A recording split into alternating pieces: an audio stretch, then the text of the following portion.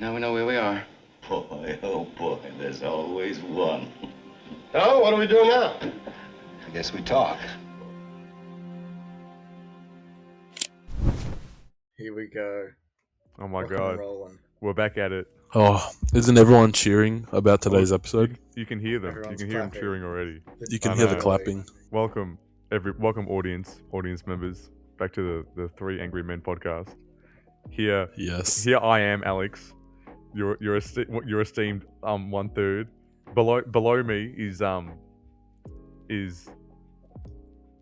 he gonna say his name? I don't know who's below you. Who's below Oh you? shit! Are Oh, we from both my below you? perspective. Oh no, you're right. Oh, you're right. You're right. 'Cause, yeah, Jacob. Jacob's below. I guess I'm above him on my screen. Oh fuck. Okay, It damn is it. me. I'm Jacob Ford. also above Alex on my screen, but it's me. It's Taz. Look at we're all here. We're all Flawless. here. God, we really are getting really good at this. We are. We're more anyway. efficient at least. Yeah, you're right. It has a real organic quality for sure. Yeah, it does. It really does. We But, don't script this shit. Clearly not. Does everyone have their emotional support animals for today? I got my No. red pen. Haha. Jacob has I don't to have roll down. anyone. I just have What to is suffer. yours, Taz? I've got this little plushy dog that I won from like a game arcade or some crap. Hell yeah. Yeah, he's pretty cool. I got a capybara too. I have a European power outlet. What is that? That's my emotional That support. brings comfort. It brings comfort. It reminds me of a time that is not now. Yeah, if there was ever That is an past. episode where you needed a support animal, this is the one. Yeah, and I've So, got a power outlet from Europe. Classic. So yes, this episode is the anti-war film or anti-war films. My topic. What a joyous one that was. Yeah. Really, really great idea. And if we can give a rough definition of our definition Yeah. of anti-war, this isn't just like Yeah, this ain't like any hoorah soldiers going around. nah. killing, There is killing the bad there guys. is nothing good about war. There's no Nah, pew pew bang it's- bang. It's pure just here is like all the terrible aspects of it and none of the good side, because there is no good side to war. Yeah, So- exactly. That was so it's like it's gonna be a really fun, really funny episode. This one, especially with the films we chose. Yeah, Of we chose just the Of which I cheeriest guess ones. we'd say so. Spoilers for the whole films for Incendies, the Ascent, and Grave of the Fireflies, and also just like a warning for like we're just a but I guess massive trigger some- warning. some- yeah, massive trigger warning, a warning massive trigger Just warning for every all topic. of it, Every honestly, topic for anything imaginable. you can think of. Yeah, Because It's covered- it's covered by these three. Cover a lot of horrendous shit. Like Yeah, we're going to be really, talking really about bad some stuff. pretty, it's not going to be, I wouldn't call it fun, this No, yeah. episode, but it will be somewhat enlightening, Yeah. I But- guess. But we yeah. do suggest that you watch the movies though. They are good, like really. Yeah, good. just So be in a healthy state of mind, or don't Yeah. be. just put them on for a light watch. Just after- put them on, after a just long put day them at on for work. some laughs. There's a couple laughs in one of them. Don't watch with the family. You're in one of them. You're right. Don't watch it. No. I watched Incendies with my family. Like, Oh, did years you? ago. Yeah, like for the first time years ago. That's incredible. That's like I'm going to tell my kids that story. Well, you can tell it to them when you watch it with them. Okay. Well, Jacob, you chose the first movie we're going to talk about. Do you I want to did. tell us what movie you I chose? chose The Ascent, which is hang on, I have to pull up names because I kind of remember their names, but I need it there to pronounce them, and even then, it's going to be more of an attempt than an effort. So We'll be right next to you, Jacob. It's all right.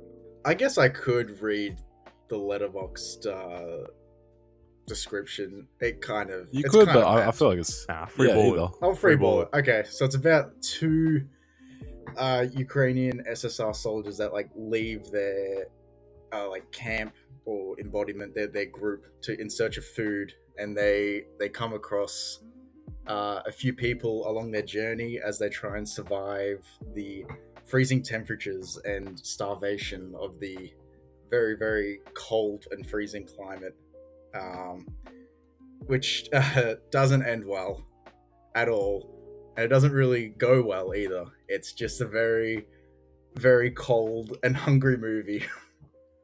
None of it goes well. None of And it there are goes Germans well. At everywhere. every turn, Yeah. it is Bad News Bears. It's just, not Bad great. for business. I think that's a pretty good That is rundown good. of the movie. Good. Yeah, That actually was good. I tried That to was avoid good. some spoilers, but Even now we're about to get into them. But you were about to get into But it. I like to give the description as spoilers as possible, such as Conan the fair enough. Barbarian, where 'Cause something then they bad happens to his parents. I wonder what that could ever mean. But But yeah. yeah, The Ascent, 1977. Yes, Yes, correct. yes, 1977. It was one of her very few movies, and the last movie she made Yeah. before she passed away. I can't remember her name. Larissa. Oh, she yeah, passed Larissa away. Shepiko. Like, She passed yeah, away After this in a- movie, yeah, 4 years, What? like 2 years later in a car crash. yeah, in a car crash. wasn't she married to the guy that made Commentary? Yes. Or Yeah. did I hear that No, somewhere? they Yeah. were married. He for her last film that she was making, he finished directing it Yeah. because she passed before she could finish it. Yeah. Oh, this must have been her last film. It Yeah, was, it was. yeah. Yeah. Oh Yeah, my she made God. 5, and this was That's her last. That's really Five. sad. Yeah, So I heard someone told me that it was like her only feature film. They because I lied. remember you saying Because- that. Yeah, someone- to yeah, me, I heard Jacob. that too. No, because Jacob said Someone that to lied me, to me. and then I looked it up and was like, Jacob fucking lied to me. I can't trust a word this man says. Because so I watched like a little bit about like the things surrounding this movie, and then some guy on the internet told me this was her only movie. He clearly like didn't look Just very a like, fucking liar. Oh, okay. So he she just also lied to me. her last movie was Farewell, aptly titled, in 1983. Yeah, and then he Yeah, and co-directed it lists what's his Yeah. name? Something. Elam Klimov. Yeah, that's it. Yeah, that's what. And that movie's also supposed to be pretty good. Oh, Go figure, huh? go figure. Two good directors making a movie. Yeah, so this movie kind of at first reminded me a bit of like 1917, but not Hollywood. Oh yeah, Yeah. I can see that. two dudes- yeah, I can see two that. Yeah, I dudes, didn't, you know. I didn't make that connection. But instead of like grandiose adventure strokes and oh look, we're doing it all in one take, but not really.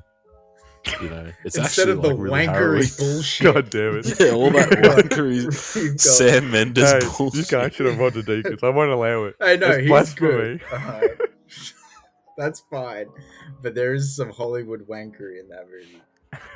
But in this, You're right. you've got on the ground, in the moment, scary Yeah, it's- handheld shit. It gets messy in this movie. There's a Yeah, I part loved it. there's a part when one of the main characters he gets wounded, and the other guy he's helping him get out of the situation, and he's crawling him through the snow, and they just Yeah. covered in snow. It looks so awful. It's not only that; they're like plowing through it. Yeah, Yeah. that's like They have he's to, not like, lifting plow him. He's through, literally just just dragging dragging. him through. That's Which, horrible. to be they're fair, like is kind of snowplows. realistic because, like, they're No, of course, well, they're they're being obviously doing chased it. and shot at, and in movies, you see them pick each other up and like carry them. Yeah. Do you know how heavy a fully grown man is? No, yeah. Like, Oh, yeah, I they're- have no chance. and when you're starving, like you've got no energy, and like I'm surprised that like he had the effort to even drag him. Yeah, and this movie is very falls in line with like the unflattering anti-war kind of film that we tried to each pick. Yeah. Because unlike a movie like 1917, which is about like, you know, you got to do it for the mission and you're trying to get to the other commander and, you know, it's all for the war effort. This movie is like, okay, so we need food.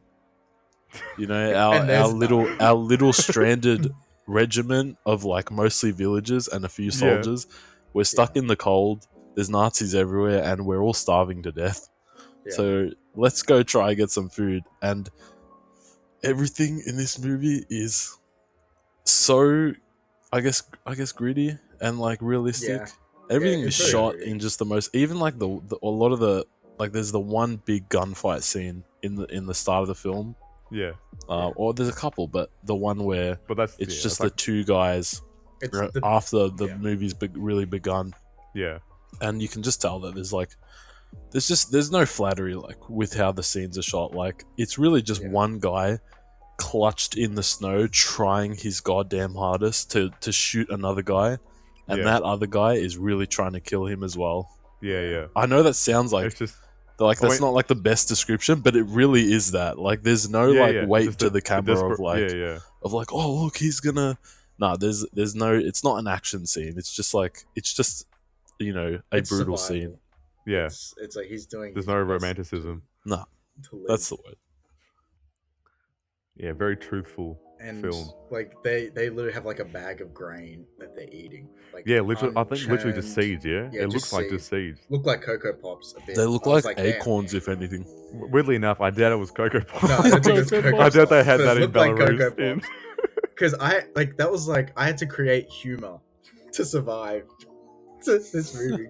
Because at first I'm like that would be fucking horrible eating like grain and seeds like just from like.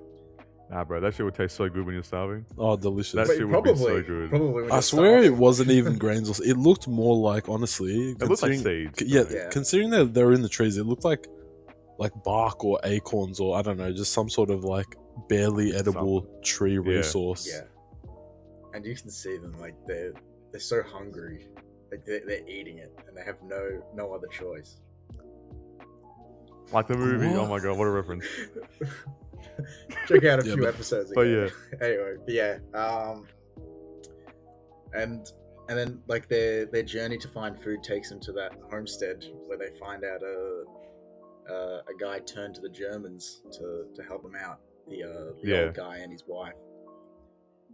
And they I really like how it leads you to believe that his name starts with B. What is it? Which one's this? Which Basia? one? One of the guys? Ryback. Or Yeah, right. something. Yeah, Oh, Ryback. Ryback. Yeah, Oh, the Ryback. main character. Yeah, one of is the main characters, led Ryback. to, like, kill the old man, as you have Sotnikov. Yeah, Sotnikov. Sotnikov. Good old Sotnikov. Inside with the wife, and then like he's like, "Don't go out there, like I'm sorry, but this has to be done. Like Yeah. your husband's dead." And then when they hear the gunfire, he's even like shocked, which is like a cool detail because I'm sure like no one probably ever gets used to gunfire, like in a war scenario. And I just like the detail that he jumped when he heard the gunshot. Yeah. Because it's the sound of death, really, like hurtling Yeah. towards you, and then the reveal that he just shot the sheep for Yeah. the food and let him go, and that he's still got like somewhat of a heart, even though he kind of I think becomes- it's kind of indicative as well that Ryback, he's so vocal towards that. What would you even call him? Just farmer, I Farmer, guess. He's yeah. so Yeah, the vocal. village elder. Village Yeah, elder village. or Yeah, he's so vocal towards him and how much disdain he has for him, and then and then he doesn't kill When- him, yeah. and then at the end of the movie he ends up essentially becoming him, like because yeah. he then throws away his honor to work with the Germans to save his life. Yeah. Did you pick up what religious figures they were? Yeah, it was kind of. Yeah, It it's was very like I think obvious. it would have been really hard not Yeah. to pick up It- on that, especially because Christ at and the end as Jesus. well, they're literally saying Judas Yeah, to Ryback. yeah. So it made like there's like one shot of what the fuck's his name? Sotnikov Yeah. at the end where it's a shot of straight on shot of just his head, and behind him is pure white. It's like okay, I get it. I get the symbolism, lady. Like. And then like If I'm being honest, if I'm gonna say a hot take for this movie because out of these three films, this was my least favorite. I'm gonna say my hot take. I think it's kind of boring to like have a main character and like compare him to Jesus. I think it's like He's the easiest. messianic. I think it's like the easiest thing you could possibly do, and to have that be like the main character, and then to have another character be the Judas is like, come on. Like, come on, you're gonna compare every betrayal to to that one? I don't know. I just think that like it makes sense for the film and what it's saying. I just thought it was a bit trite. I don't know. Yeah, I kind of get that, and I feel like the fact that the filmmaking embellishes that aspect is Yeah. like to me what kind of hurts it because Yeah, I don't 'cause- mind if the characters think that they're taking on these roles, but I don't know. I don't necessarily know if it's like the movie's trying to tell me it's like, oh no, they are these people, Yeah, and or like they the are way, supposed to like we want them to symbolize this. I kind of Yeah. like it if they think they're symbolizing that in Mm. their internal logic because Yeah. it's a war and you're trying to find meaning wherever you can. Like that Yeah. would make sense to me. But yeah, Yeah. like I kind of get what you Yeah. mean. and like the idea of not even martyrdom, but just the idea of like I guess dying with honor, but like the way I don't know. It's like the strange amount of like push that like because when when the mother she's about to die and like she's pleading for her life and then the other guys just like the village elders saying to her like, come on, you know, what are you doing? Like just essentially like just accept it as it is and like I guess accept it with like a straight face and don't really fight it. I don't know. I feel like that's kind of strange. I don't know if like if like a bunch of racist murderers came into my village and then like was like, oh, we're gonna hang you tonight. Like I don't know, bro. I'd probably go up there kicking and screaming. Like I wouldn't go up there like all solemnly and go like, yes, I will accept my fate all quietly. Yeah. Like I don't know. I'd make a scene and be like, this is not okay. This is not. But I good." guess that's like that shows like the different. Like he's an older guy. He's probably like, I'm done. I'm fed up with this. I guess I just thought it was a bit strange that. I think it's more that's kind of the messaging of the film is like a little bit like And it's just because maybe that like that type of acceptance and accepting that like this is going to happen is kind of part of what the film's trying to say about like who truly like of the people who get killed and stuff, who are the ones that are better off. It's probably the ones that can accept their fate with grace. But I get what you mean suppose. because it's like Because this is really unfair. yeah, it's like I don't know because I feel like yeah, I guess you know, accept that you are about to die. That makes sense, but like, I don't know. It was just weird how it was pushed. Oh my god, pushed so much that like just accept it. Like just like you know on your knees. Don't really fight it. Like I don't know. That was like kind of my takeaway from it. I guess because he was also like kind of pushover too because he joined the Germans, like seemingly. Ryback? No. The village elders. Sorry. You know, so I think it's more fitting that he's like, I don't know, more accepting of his fate. Like if he like pushed over to the Germans, so I assume so easily, it made it seem like it was so easy. Even then, it's like, what about the child that's there? I don't know. Yeah. Like No, she's not saying anything. I think she's for the just village, like, the yeah, okay, I village guess elder- it's my time now. I think for the village elder, he's like like they're all kind of symbolic of something, but Yeah, I think it's more that he's like alignment with the Germans is more just you know, like this is what he has to do. Like he's not so much taking a stance. Yeah. yeah. And It's I just don't to even survive. think I feel like with him he almost doesn't really like care that it seems like he's betraying anything, because for him it's like, well, you know, I'm still here, I'm still holding down my position. Yeah. And you know, we got to do what we can, Yeah. if that makes Yeah. sense. But I don't know, some of the movie kind of confused me at some points, because towards the end there's like a lot of names for people we're never gonna see, and I was just like, No, wait, I guess what? you are right. I was like, what? Yeah, because was there a whole conflict of like whether or not I have to keep scrolling over? So was a whole conflict of whether or not Sotnikov?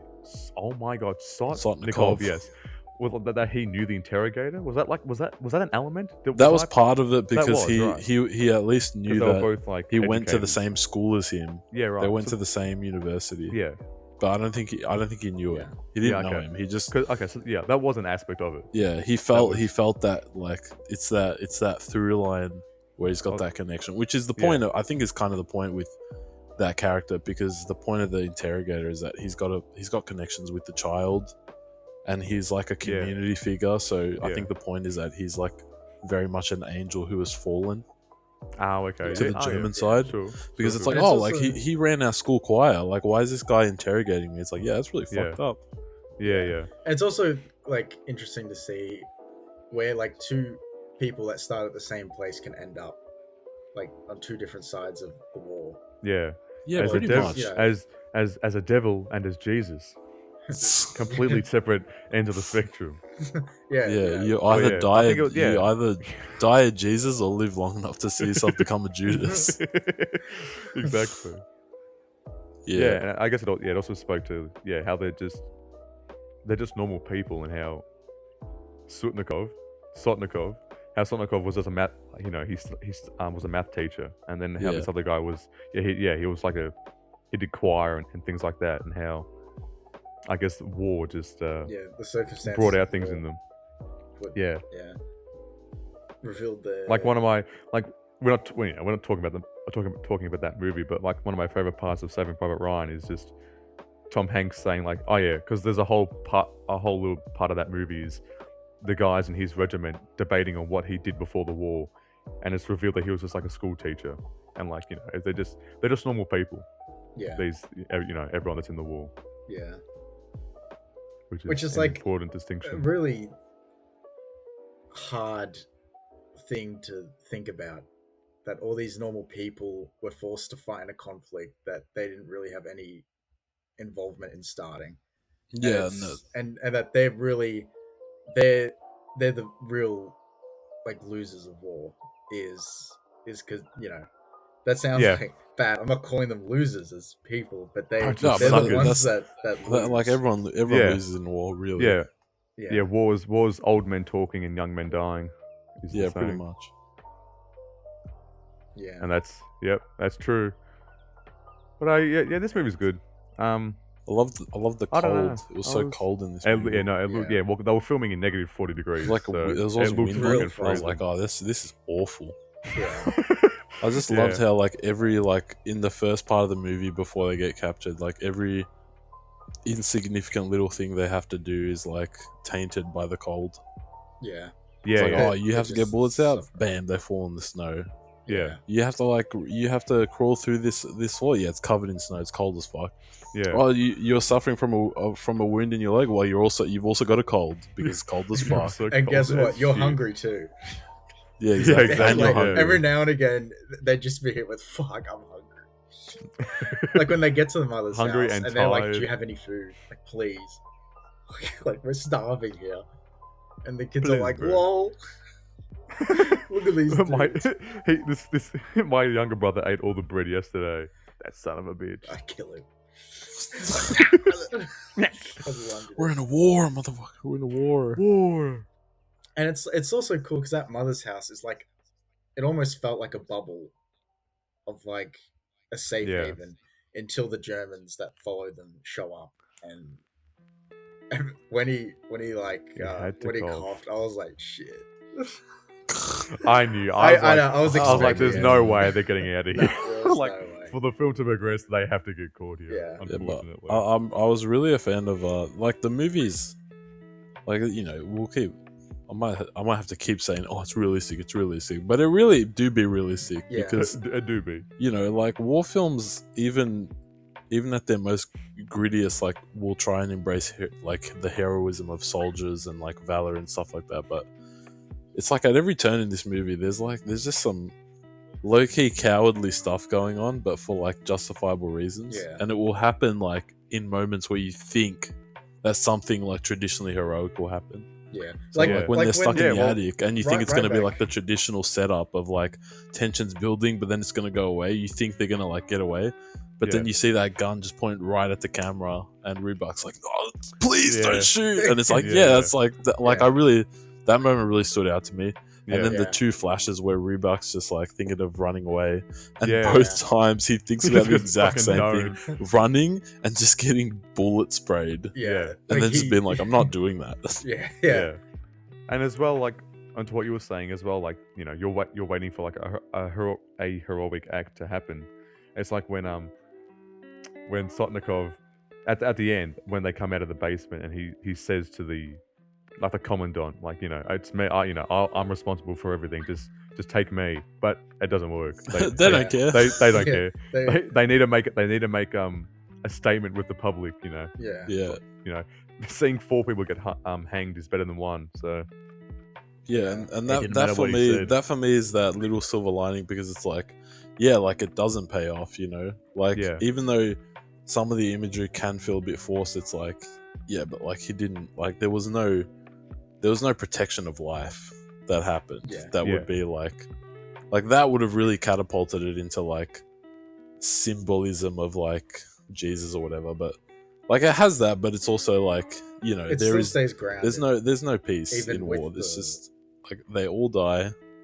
Yeah. And the only hope that Sotnikov has is that he's like gritting, like gnashing teeth, chivalry and honor and like protection of his code. He just has that small hope that like he can inspire someone. So that's how, and that's definitely my favorite part of the movie when when he's just like making direct eye contact with this child Yeah. who has the star on his hat, just the same star that Sotnikov's got branded on his chest. Yeah. And this child is just brought to tears from like the sheer force of Of this hope. man's like staring and just like the acceptance of his death. It was very cool, very peaceful. It was kind of like a One Piece death. Yeah. Just that's like- kind of What a accurate. crazy comparison. That's like how death is in One Piece, Yeah. But anyway, everyone can go watch one. I'm not That's right. spoiling One That'll Piece be now. I can't be that's bothered. a later episode. Yeah, that's a later episode. It's gonna take us like Episode 15 will do that. Yeah. that'll take us like all 100. of One Piece. That'll take us like 100 episodes to get through all that show.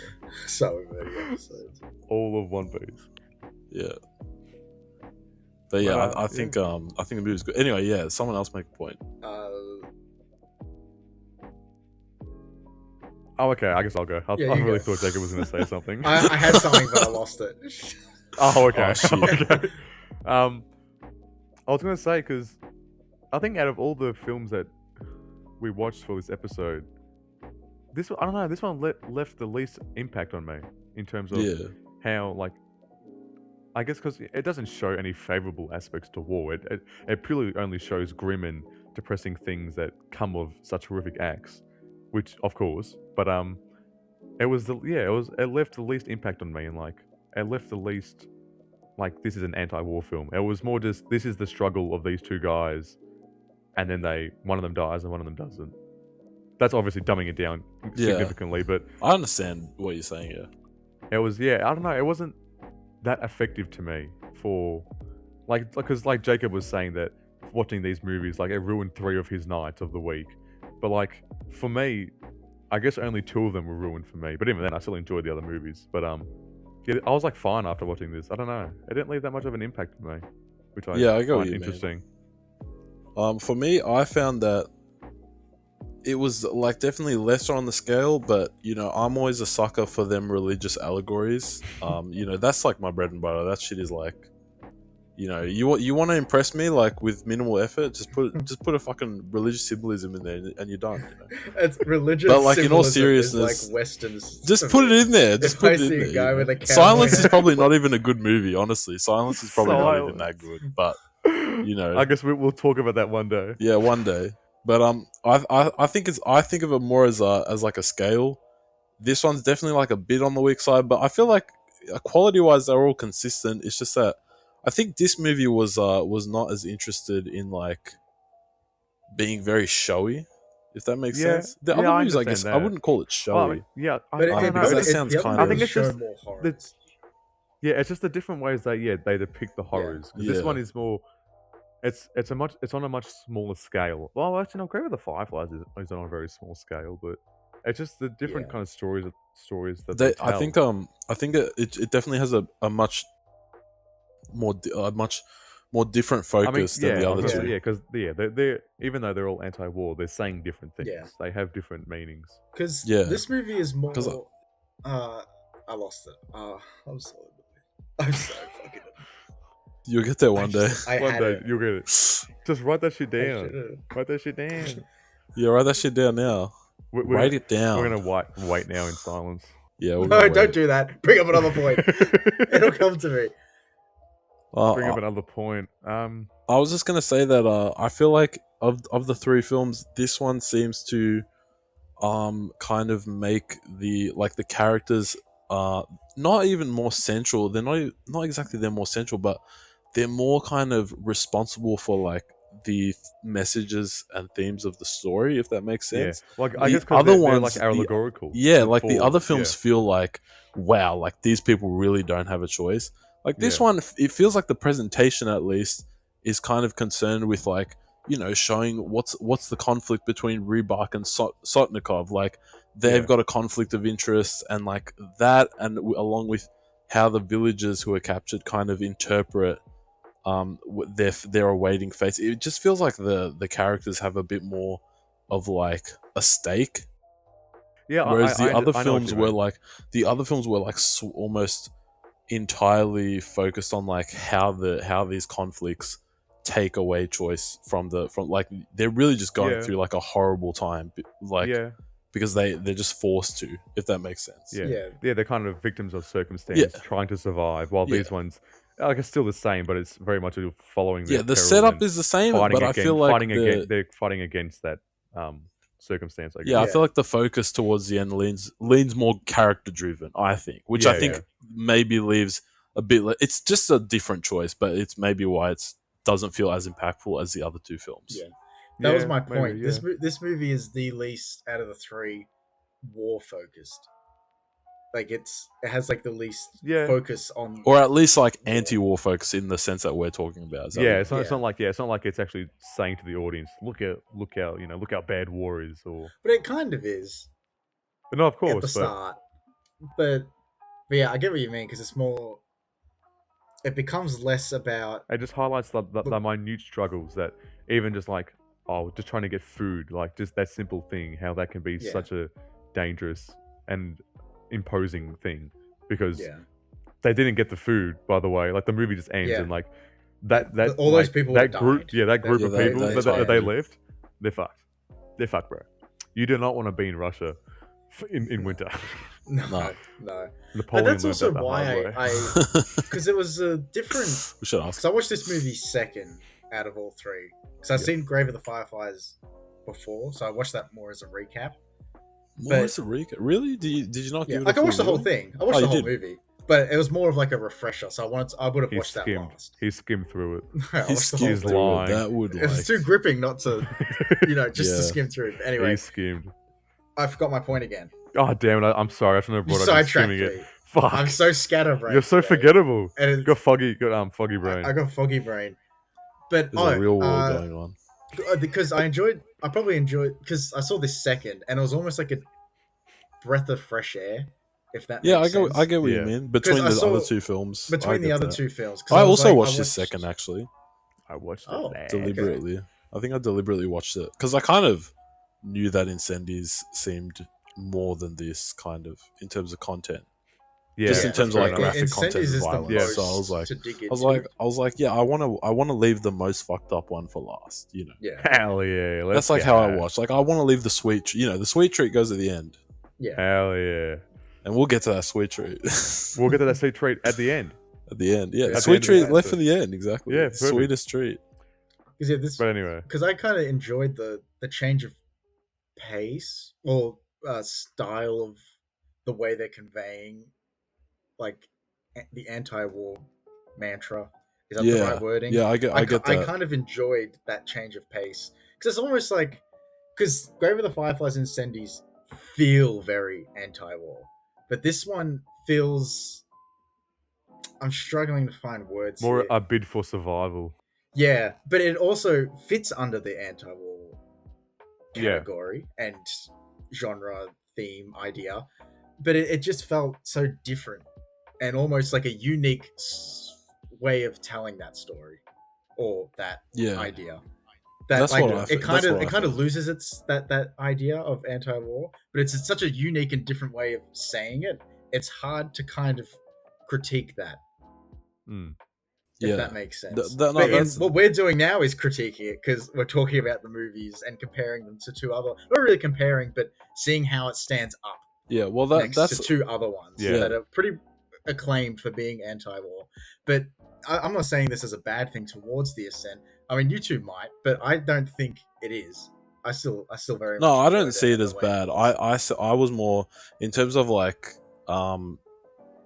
I was I don't know if I mentioned it, but basically like I kind of just prefer the other movies, but I definitely like respect this movie on its own, because yeah, I think I already said it, but basically for me it's like the biggest difference is that those other movies are really focused on like how these characters like have to go through like very horrible experiences that kind of feel like it's almost like the whole movie is just like how is like they just have to passively get through this.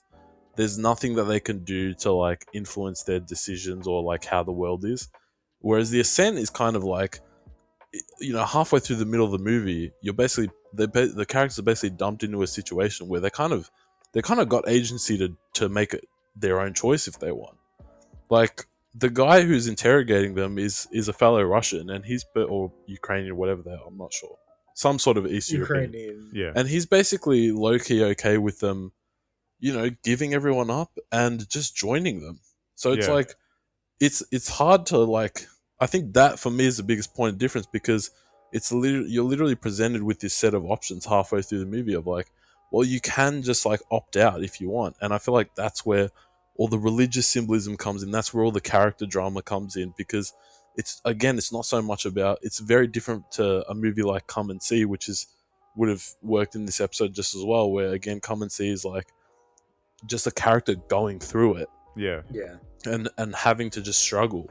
Whereas this movie, like, our characters have a choice. They do end up getting it's not the best choice, but in the setting they're in, it's kind of the best that they're going to get. It's much better than the choices that the other characters in the other movies we're going to talk about are presented with. Yeah. So I feel like that's kind of where the conflict of this movie comes from. It's very much like, how do you want to die? Like, how do you want to preserve? Like, what's your legacy? Like, do you want to be a Judas and give yourself up to the Germans, or do you want to just go out fighting as a bona fide commie or Russian or whatever? Yeah, because what are they? They're partisans. What Yeah. are partisans? I heard him say, Sotnikov at one point, he said he was part of like the Bolshevik Revolution or something, and I was like, shit, I remember learning about that in history. Yeah, he did, and then I was like, I remember learning about that, but I don't remember what the Bolsheviks were. But there's something. Yeah, there's something. Because I agree with that pretty much entirely. Yeah. But I really like that. Would you, again, like, kind of like sacrifice your legacy to live? Like, will you betray what you're fighting for have fought for? But then it's like, because then if I'm put in that position, it's like, if everything I'd done would just be for naught if I say yes. Well, because I think is that worth it?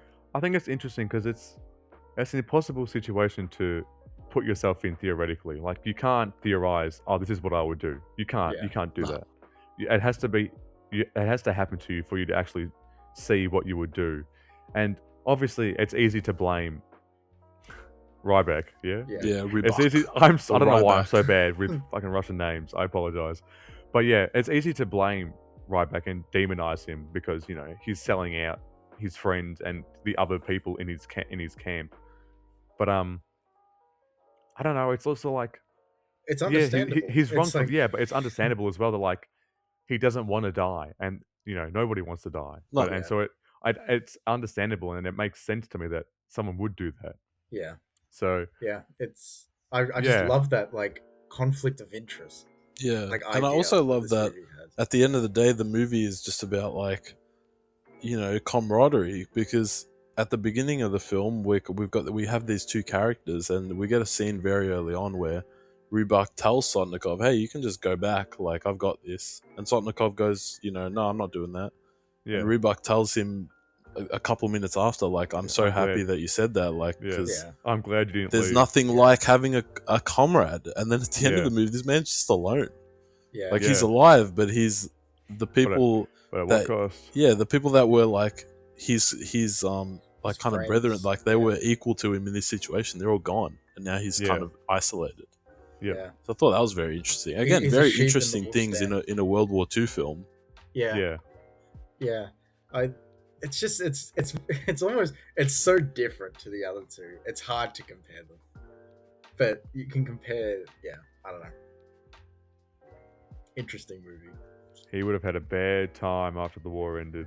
Oh yeah, real bad. That would have been horrible. I would also have maybe tried to take my own life if I had chosen to join the Germans. Jesus. But it's also kind of these movies are really funny that he tried to do that like in the toilet. Like the ground is not high enough. There's definitely supposed to be humorous. It's just because the belt can't support his weight. It's more and the roof.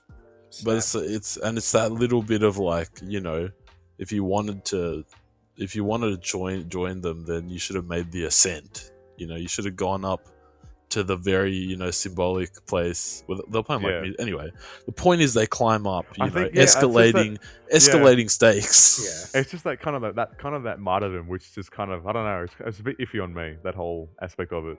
I think I agree with you, but I feel like the movie does a good job of showing that like these people, like, they got choices, but they also don't got choices. Like, yes, you like, again, what choice is that? Like, join the Germans? Like, no, Who wants to do that? The Germans suck. You know, they're really awful and they're bullies.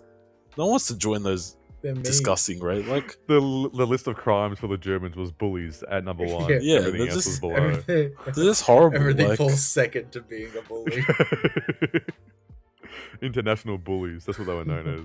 yeah, it's just that their bullying was included. You know, Included unspeakable mass- crimes. Yeah. Yeah.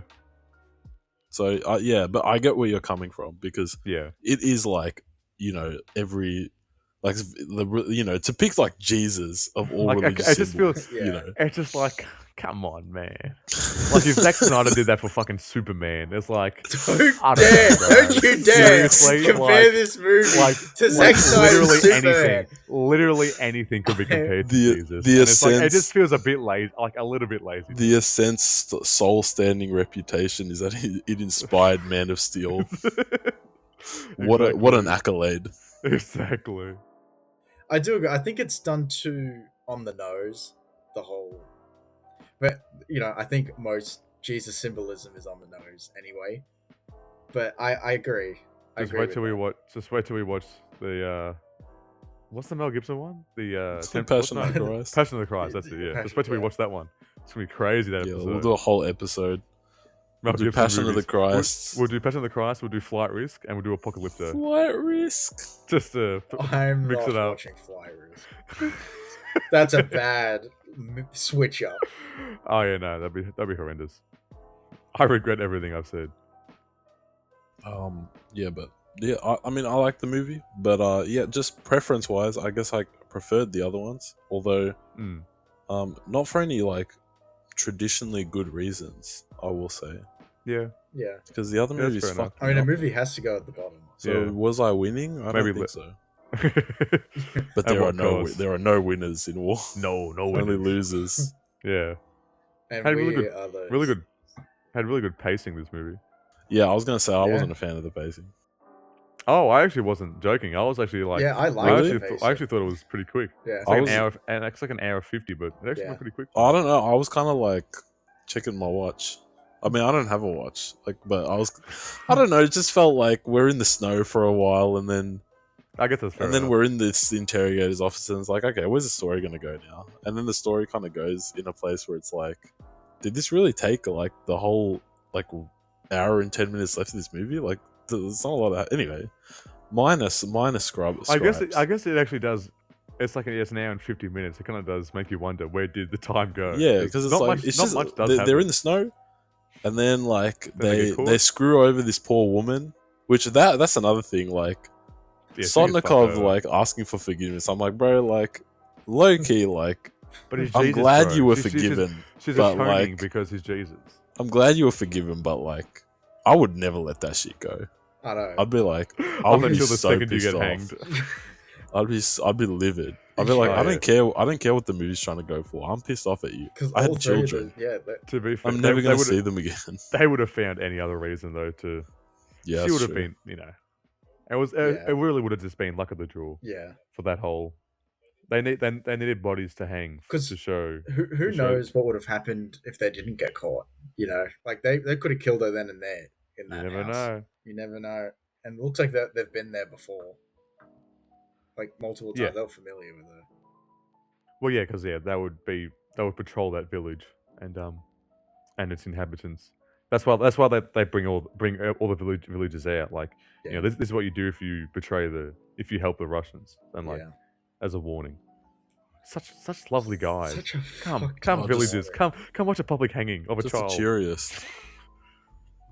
There's not enough spectators.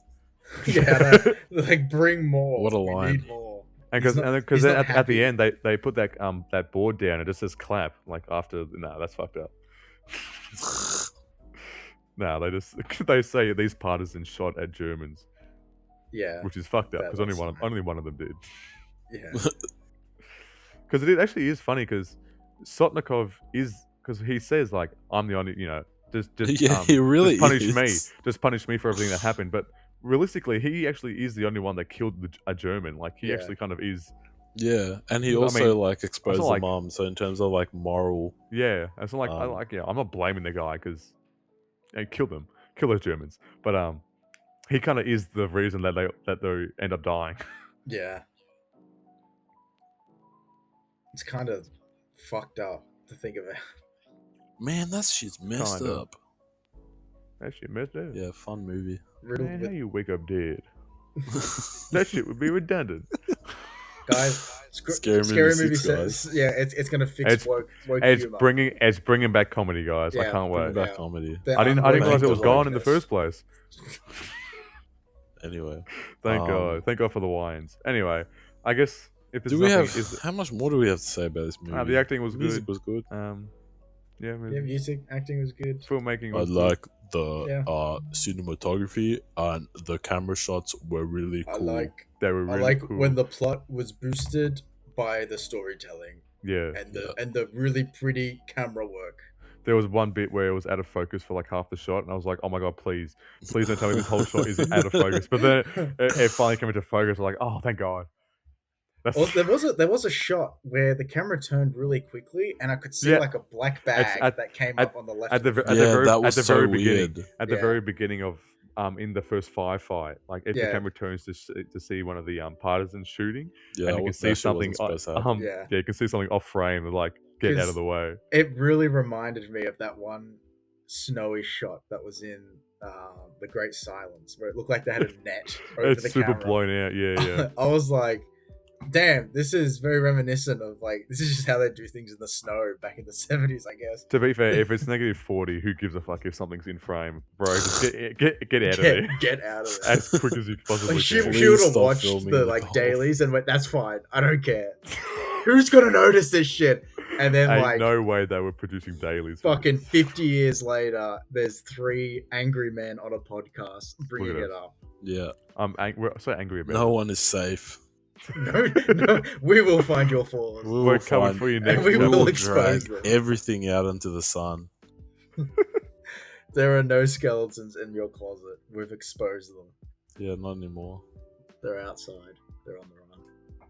Anyway, I did like when I like those shots when they'd like stare right into the camera. I thought they were used well. yeah, I do. Yeah. Yeah, I like They that. were cool. The nice close-ups. Yeah. Yeah, So that's Anyway. pretty tasty. I guess onto ratings possibly. Per Yeah, chance. we could move on. We spoke about this for a while. We did. I guess I'll go first because I had like the most controversial take. Okay. I'm gonna give it a 3. Okay. I don't I think accept. that's outrageous. Oh my god! Okay, holy shit! I can't believe it. I was like Like, bracing. I think that's was fair. bracing myself there. I guess I'll go next. It's like just. Mm. You go first, Taz. I'm still thinking. Oh, I give it a 4. Yeah. Yeah, I like Okay, it. because It's I'm not, just it's not on like the cusp it's of not a four. 3 out of 5 movie for me. Like it would be a 4 flat. A 3 out of 5 is like, what did I say last time? I can't remember. You A had to 3 like, out of You- 4, you- a 3 you're out of like- 5 would be like Avatar 3 to 5 3, is- I don't know. Yeah, it's like the middle. Nah, that's it's like fine. Avatar average. 3 is like 2 out of 5. No, that's crazy. No, like Face Off. Face Off, like with Nicolas Cage. Like I love that movie, but like realistically, that movie's like a peak 3 out of 5 movie. Come on, that would Yeah. be Face Off would be like a fucking 2. Bro, I haven't seen it to be fair. Can What your would you say fan- Con Air is then? What would you say Con Air? is? Hey, Con hey! Air's like Don't 6 out you of 5. fucking dare bring Con Air's Con Air into shit, this bro. conversation. Con Air is a 5 out of 5. I'm That bringing it shit onto the was not podcast, good. and I'm giving it 5 out of 5. Alex, despite you can either lie to us, or you can face the consequence of me and Jacob recommending Con Air for Oh an my episode, God. 2 episodes in Nah, a row. you've already threatened me with Tyler Perry, Tess. You can't threaten me with 2 different things I can't combat. You with whoever I want. Oh my I'm gonna God. do House of a Thousand Corpses 1 and 2, and then Fuck Con you. Air. God damn. No correlation I would between be any of so miserable that whole episode. them. There is no way I would like the Firefly trilogy. There's no way. I'd Oh, like it. I'm so that excited to watch the trilogy. Firefly trilogy. I'm bringing them Do in it, one Jacob. day. Do I'm it, doing Jacob. it. I'm gonna do it. God, I Yeah, really want to watch but it. I'm gonna I'm a do it. really big fan of some of Rob Zombie's songs. He makes such Yeah, good Yeah, music. songs, Yeah. not movies. Yeah, but Hey, you know, it's the same his shit. movies are made like a fucking rock music video. Yes. Bring it on! If they have Have- Rob have- Zombie's have- original soundtracks, I'll have watch it. full Freebird uncut at the end of a movie. That's peak! It's fucking Crazy peak! shit. 5 minutes of build up. It's peak! That's The crazy. build up works! I left that second movie with my jaw on the floor. I had to pick it up. And then Anyway. the third movie started. Anyway, we're getting horrible. way too. Don't bring up that movie. That's why I'm replacing it with Con Air. All right. Anyway, so So, oh yeah, 11 so out 4-4. of 15. Yeah. Yep. That's pretty good. Pretty Pretty solid. good. Recommend. Pretty solid. But yeah, that's like a 4 flat. It's like it reached the 4 mark, but it's on the cusp. Yeah, it's I guess. Yeah. Which is good I don't because know. there's another Race, movie on here race. that I'm gonna like. It'll make sense when I come to the rankings of another movie. What are you gonna do? Give another? You're gonna give one of the other movies a 4? Better not. What a bitch. Speaking of those other movies, I guess Grave of the Fireflies is up next. Ooh. Ooh. If, Who picked that if- one? if I wonder Mr. who Tass- picked Who's that one. that? I know who. Speak up now. Who picked it? So, I watched a YouTube video about anime movies 9 years ago, That's crazy. and I got a recommendation from 9 years ago to watch Grave of the Fireflies, and I was like, that seems like a cool movie. I should watch that. And it's been 9 years, so I've never watched it, and I'm so excited to watch this movie. But I already did watch it anyway. That's not the point. This is a movie. It's made in 1988. Studio Ghibli had just been made like a few years before, and they had been pumping out, their childhood movie trash that no one cares about. Yeah. Trash. Who gives a Kiki's fuck Delivery about Service Spirited trash. Away? Norska Valley of That the Wind was not out yet. trash. All these trash movies anyway. It peaked at this movie, is what was. And then a guy came along. His name's like Issei or something. Yeah. Well, actually, I'll to pull be it fair, up. out of all the Studio Ghibli films I've seen, this actually probably is my favorite one. It's definitely my favorite. This I is haven't seen Spirited Away in a long time. So Oh, I was being like a troll, but Kiki's Delivery Service might be better. that's crazy. That's a I guess lie. I have to rewatch that. That cannot Kiki's be Delivery true. Service is peak. Okay, I have to rewatch. Anyway, that, I guess. Isao Takahata directed this movie, and he basically started Studio Ghibli with Miyazaki. I'm pretty sure, and this movie is a war film set in Japan, and it stars 2 children, which is a big sad face Yeah, for me. it is. Yep. It stars older brother Seita, who's around. He's around like 10. He's 14. Okay. Yeah. And his baby sister Setsuko, and their parents get misplaced by the war in the Pacific very quickly, Something bad happens. and so Jesus, I guess these that's children A-way. these children are Misplaced. left to fend for themselves, and it's not a good time. There's nothing. I mean, there's like happiness in it, but like. I'm sorry, but just saying misplaced is the same as Jacob saying something bad happens to Conan's parents. Well, that's why I said. That's why I said it like this. Like that's why I said misplaced. This is based on a story by a man named Akiyuki Nosaka, and him, along with like a bunch of the other like artists around Studio Ghibli. Well, he wasn't anyway. That's not here or there. They're all part of a generation called like the Children of the Ashes, because they're all artists who grew up in a very trialing time when After the when their little island was being attacked by the US. Yeah. And I this think it was movie during a conflict. is semi Can't remember this what movie it's is called. actually semi autobiographical, which is kind of messed up. Yeah. But Yeah. 'Cause The author he wrote. I've forgotten all the names. I'm fucking so Yeah, bad at this shit. This You is gotta have so Letterboxd embarrassing. on hand because they've got. I got Wikipedia out Oh, for me even better. because he based Setsuko over on the type of brother that he wished he was during the yeah, war. because his the sister reality died. is, Because his sister died of malnutrition, and he blamed himself for that. So he wrote this story with Setsuko being the type of brother he wished he was. yeah. I also feel did the some other. emotion. He also did some other shady stuff. I feel the What's that? emotion. It's- Oh, don't be a bitch, Jacob. Come on. That's sad. Are you saying that Bro's it's not already- sad? You coward. It's very sad. He also sort of, I don't remember if I think he wrote this story as an expression of a lot of bad trauma that was springing up when he was raising his young daughter, because his young daughter reminded him of this younger sister who died.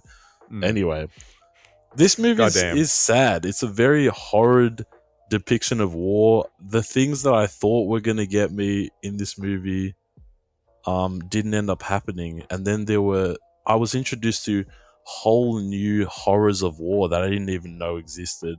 Yeah. And so this movie was not fun. I don't think anyone had fun.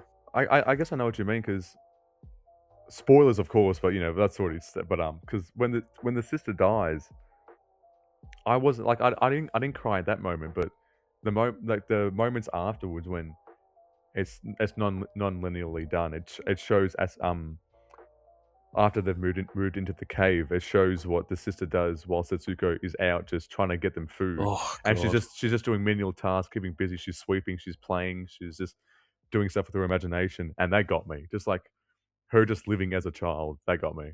And her slow decline of not only of her health, but also the loneliness. Yeah. Just And encroaching. and it's just crazy, like the fact that you can just draw three straight lines on someone's face, and they're like, oh, they like have oh my god, they have malnutrition. Like just such simple details can give that effect off. It's just crazy to me in terms of like how effective that can be for animation. Yeah. And there's also a tiny part at the beginning of the film when, what's her name? Saita. Setsuko is the girl. Saita is the boy. Oh my god, they got similar names. Which I doesn't fucked that help. up big time then. Oh, so Setsuko is the girl. Setsuko's the girl, yeah. Okay, yeah. Okay, well, whatever I was saying earlier, reverse the agendas there. Oh, I think you said Setsuko anyway. Anyway, when it's at the beginning, she has like her little purse because he's asked for money, and then she like empties her purse, and it's just a bunch of like little toys, and like there's like 2 actual coins there. Like, god damn, that shit got me. Like, just pure innocence. And like he's like, wow, you're so rich. I'm like, you're such a good brother. You're such a good guy, man. Yeah. Like you're doing like your absolute best to try and shield your younger sister from the horrors that is happening around you. And he is doing it he is pushing himself to his absolute limits to make that possible. And then you got that bitch ass auntie that's like gotta ruin everything. Fucking bitch. And that's really I think for me, I basically I kind of knew like, okay, there's no way this movie is considered like traumatizing and messed up without this like little girl character dying. Like that's like a given. Like this little girl is gonna die. Like I basically had accepted that. But there's a couple shots in that movie where they're hanging around and it's a bit of a wide shot, and I expected, a soldier's gonna show up. Maybe a fucking US soldier. I don't know, something. Well, like something's gonna kill this little girl. I'd kind of be surprised by that because the US never got to mainland Japan. But anyway.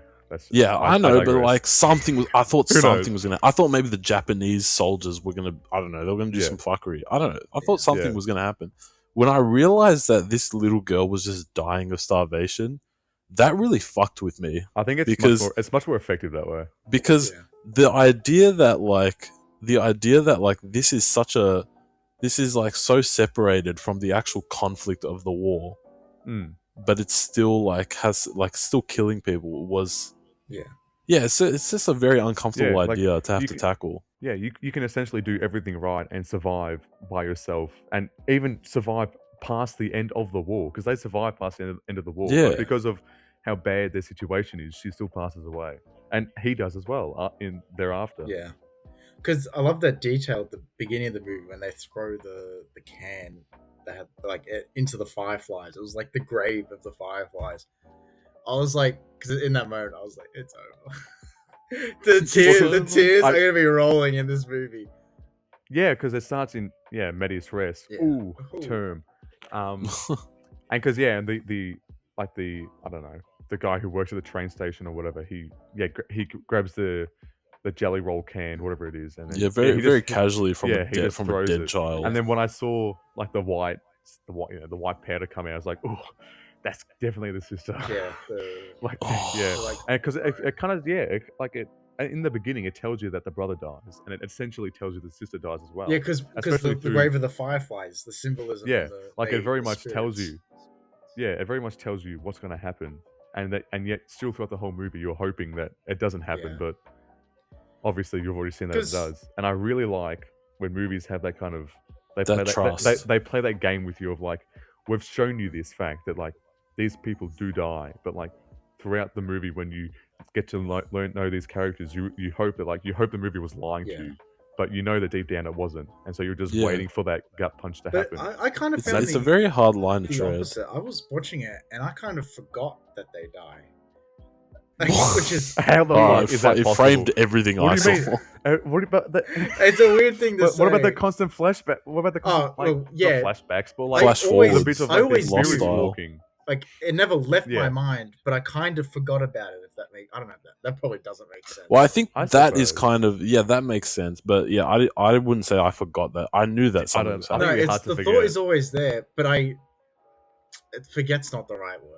I don't even know if there is. I guess a you're word just too busy. that I'm I don't know. trying to In the find. moment, just Yeah, I'm more in the moment. you weren't like thinking of, oh, what's going to happen next. You were just experiencing it as it happened. yeah, like that. Even though I kept getting reminded that they died. Yeah, it's like a Yeah. temporary But it's- reprieve. Yeah. Yeah, like every Which, time, like especially in the we're first in half like of the movie. the past Yeah, / in the moment, I was just like trying to just accept that this horrible thing has happened to people. Like I'm sitting there and I'm like traumatized. I'm like Yeah. this is like this would have happened. This did happen, Yeah, of course. and Well, probably it is literally- happening literally right did now. happen. And Yeah. it's just such a hard thing to tackle. Yeah. Being, you know, But it's good to tackle. it is. It's great. Otherwise, but you it's just act. There's no point in acting like it doesn't exist. yeah. It's good to face these things front on. It's just yeah, of really course, that's what it's about. hard. You know, Yeah. I'm watching it and I'm struggling to like come to terms with how horrible this is, Mm. Yeah, I kind of get what you mean. and it kind of distracted think- me from like the end. You know, And, like Yeah. I'm like, this is. Yeah, does that make sense? Like the Yeah, horror. I think I know what you mean. Distracted. Yeah. That's a better word than forget. I didn't forget. like- I was distracted No, you're Mm. distracted. because I was yeah. too focused. But on- distracted as well because I would say a good half of the movie, like the siblings are doing like all right. Like they're doing pretty alright. they're like they're having fun, but like in the loosest terms, like they're making the most out of the situation. Yeah. They're he's trying to distract her. yeah, and like they're still like things aren't as dire as they could be, but then obviously things go off a fucking cliff, and so then it starts going real bad. But for a lot of the movie, it is just obviously there's death everywhere, and their parents both die, or as Tess say, get misplaced. Yeah. But, well, we don't know if the dad died. But he's fucking dead, bro.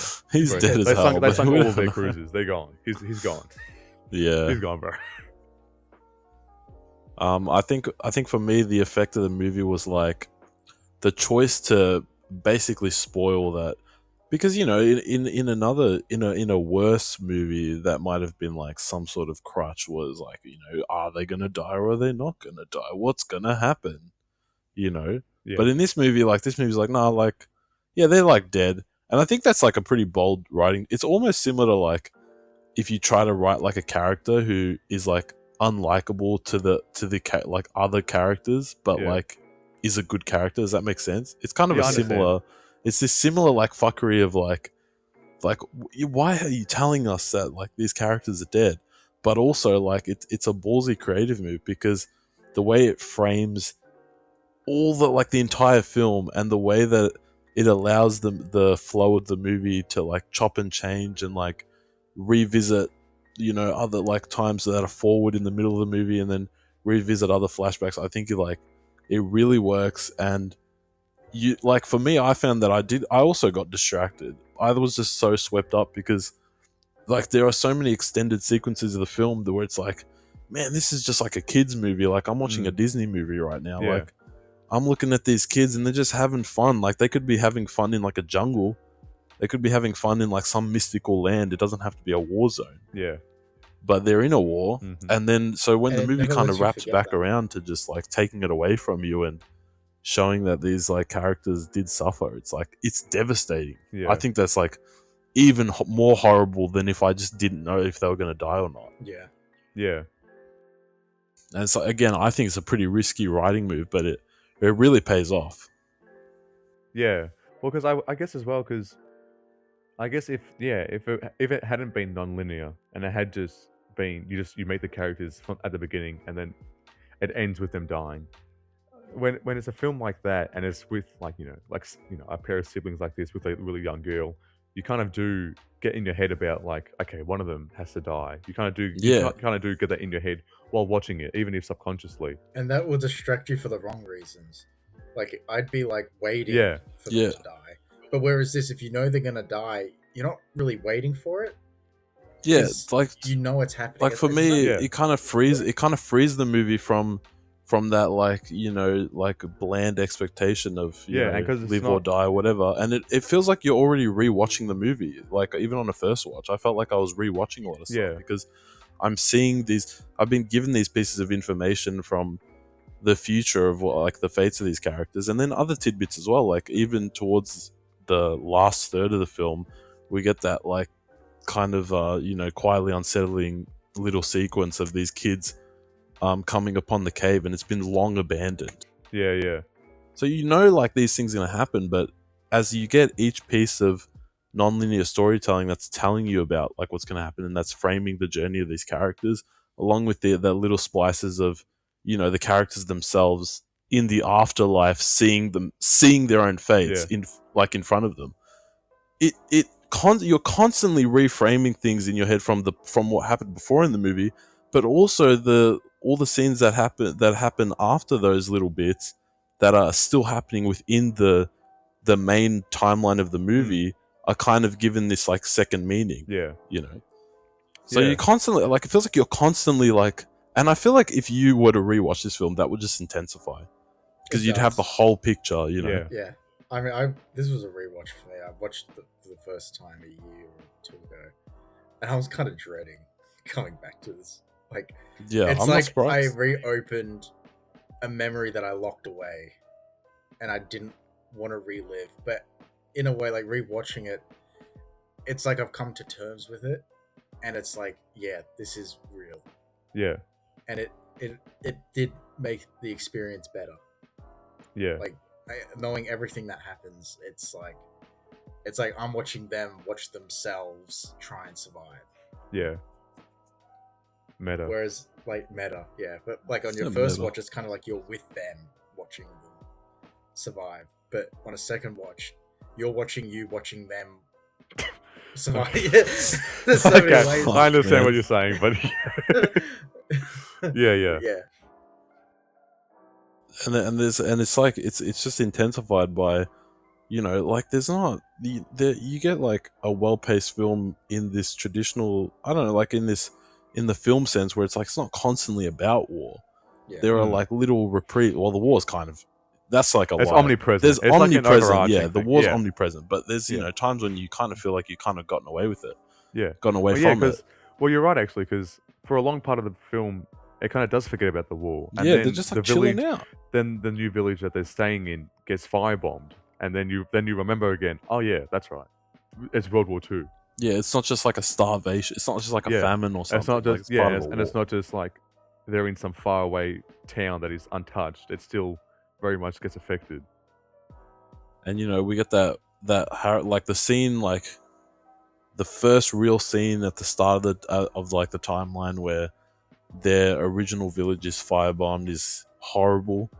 Yeah. But like there's this kind of like, you know, aftershock where it's like everyone's kind of like shocked and there's definitely been some damage, but our characters seem pretty okay. Yeah. And then the main character sees his mum, and that shit scarred me. Sees his mum, but also sees that the whole town is fucking gone. Yeah. The whole town is gone, and that's horrible. But especially the mum. But it's like both reveals that. Yeah, it's both of them. Honestly, that hit home. It is, but for me especially the mum, because you know that kind of shit unnerves me. Yeah, of course. But it's very horrible. Yeah. Then I feel like I don't know how to keep going at this moment, but man, there's so much talk about shit in this movie. their extended family as well, like the auntie, and then by extension their uncle and cousins, because the rationale of the auntie is that she's picked up these 2 extra mouths to feed, and they're not giving any input, And even the brother brings up at one point saying that, like, what about the rice that I brought in with the oh my god, the robes that the kimonos. kimonos, yeah, sorry, the kimonos that he sold off for the rice. He even brings that up as a point, and she kind of brushes it aside. But and it's that honor as well of the brother deciding, okay, well, like, if she thinks that we're freeloaders, let's just leave and fend for ourselves. And even like as they deteriorate. Oh my god! Even as they deteriorate so far, they don't go back. It's like he puts so much pressure upon himself to fend for themselves. And I think it's also this like the feeling where Seita like is like, he's got a like very rational mind. Like he's more mature. Like for how old he is, he's so much more mature. But he's also so invested in maintaining this sanctity of innocence for his sister. So it's like for him, it's like they could stay with the auntie and like take her shit. But like for him, he's like so upset that like his sister is constantly being like back chatted, and the auntie is like trying to dismiss her, and also like part of it would definitely be that he probably kind of suspects that the auntie tells the sister, because the sister gets told by this annoying ass auntie that her mum's dead, which is horrible to tell to a toddler. And I think Seita kind of suspects that, and he's like, maybe it's not the most rational decision, but what else do we have right now other than like, our bond and our like the memories that we can still make together, and the auntie's not adding to that. Yeah, and because he hasn't really, and because throughout the whole film, during the initial firebombing, he goes with his sister to that secluded area away from the town they live in, and then the town disappears. It fucking it evaporates. Destroyed. And then it's just constantly, it's just showing his, like, all he cares about is his sister and making sure that she's safe, and so everything else is just secondary to him.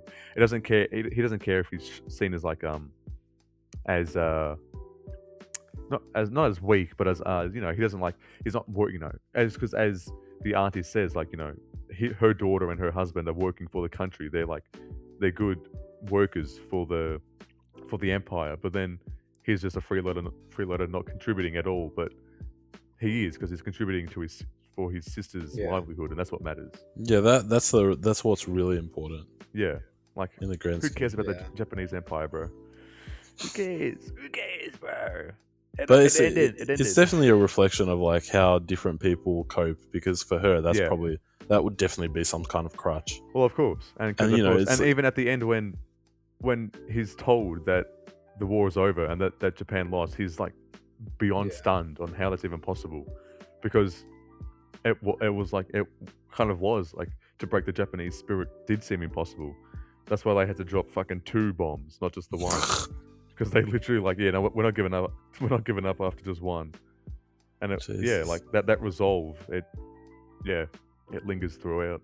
That's a very good point to bring up. Yeah, I think there's a very interesting relationship with Imperial Japan. That is like maybe the only micro criticism I have, is that I'm just like, it's not a bad thing, and it's obviously through a 14-year-old's lens, but like, man, the Empire of Japan seems like they just seem like they're the unfortunate losers in this conflict. That's kind of that's how it's presented, and even the one Imperial Japanese soldier is like, oh, like, don't let that guy bully you, like, you're a good kid, and it's like, oh damn, this guy's cool nice. Guy. This guy's cool. This guy's cool. I do. I wonder if he's aligned with it. Anyway, I do like though how the US is depicted. How it's purely just these shiny metal coffins just flying. They're just like on them. I do like that. Yeah, just death machines. But, to be fair, when you see Saito die, and he's surrounded by people in public after the war, it's obviously the failings of the system that don't take care of the unfortunates after the war. That so it is very critical of that aspect, and the way. I mean, to be fair, I guess the empire was like dissolved, but still, it speaks very negatively of how that was all treated, and how the meat rations that were supplied to civilians, of course, but that's true of all conflicts. Yeah, I just think that like Imperial Japan is more shown like on the back foot then, but Yeah. it's not a big thing. It doesn't really like, matter. it's not really like, focused on that anyway. But I know it's what not, you mean. it's not important. Like the fact that this movie even happens is already an indictment enough. So, Yeah, but yeah, but I thought it was very interesting that, and that the main character's like, from a military family, and his dad's like, yeah, his dad's on the cruiser, and the cruiser's gonna come back. yeah. No, nope. No. But yeah, and the movie's good. The movie's also really well animated. Fantastically It's, animated. it's beautiful to look at. It's so good. Oh my Jesus, God. it's crisp. It's colorful. It's got great I think- background art. I think what's cool about it as well is during those aspects of the film where you kind of forget about the war, where it just seems like if you were to turn this movie on like you're 20 minutes in, you just think, oh, it's like a cute little Japanese animated film, Yeah. Mm, and then it lures you in with that mindset, yeah, and then it shows you like the most heartbreaking shit ever. yeah, and it just shows that It starts you with the Ghibli's most animation heartbreaking team- shit ever, and Yeah. then it makes you feel, and then it makes you feel worse. Then it makes you feel worse. But Makes you Ghibli's animators, they're on point. They're background artists. They're Yeah. key animators.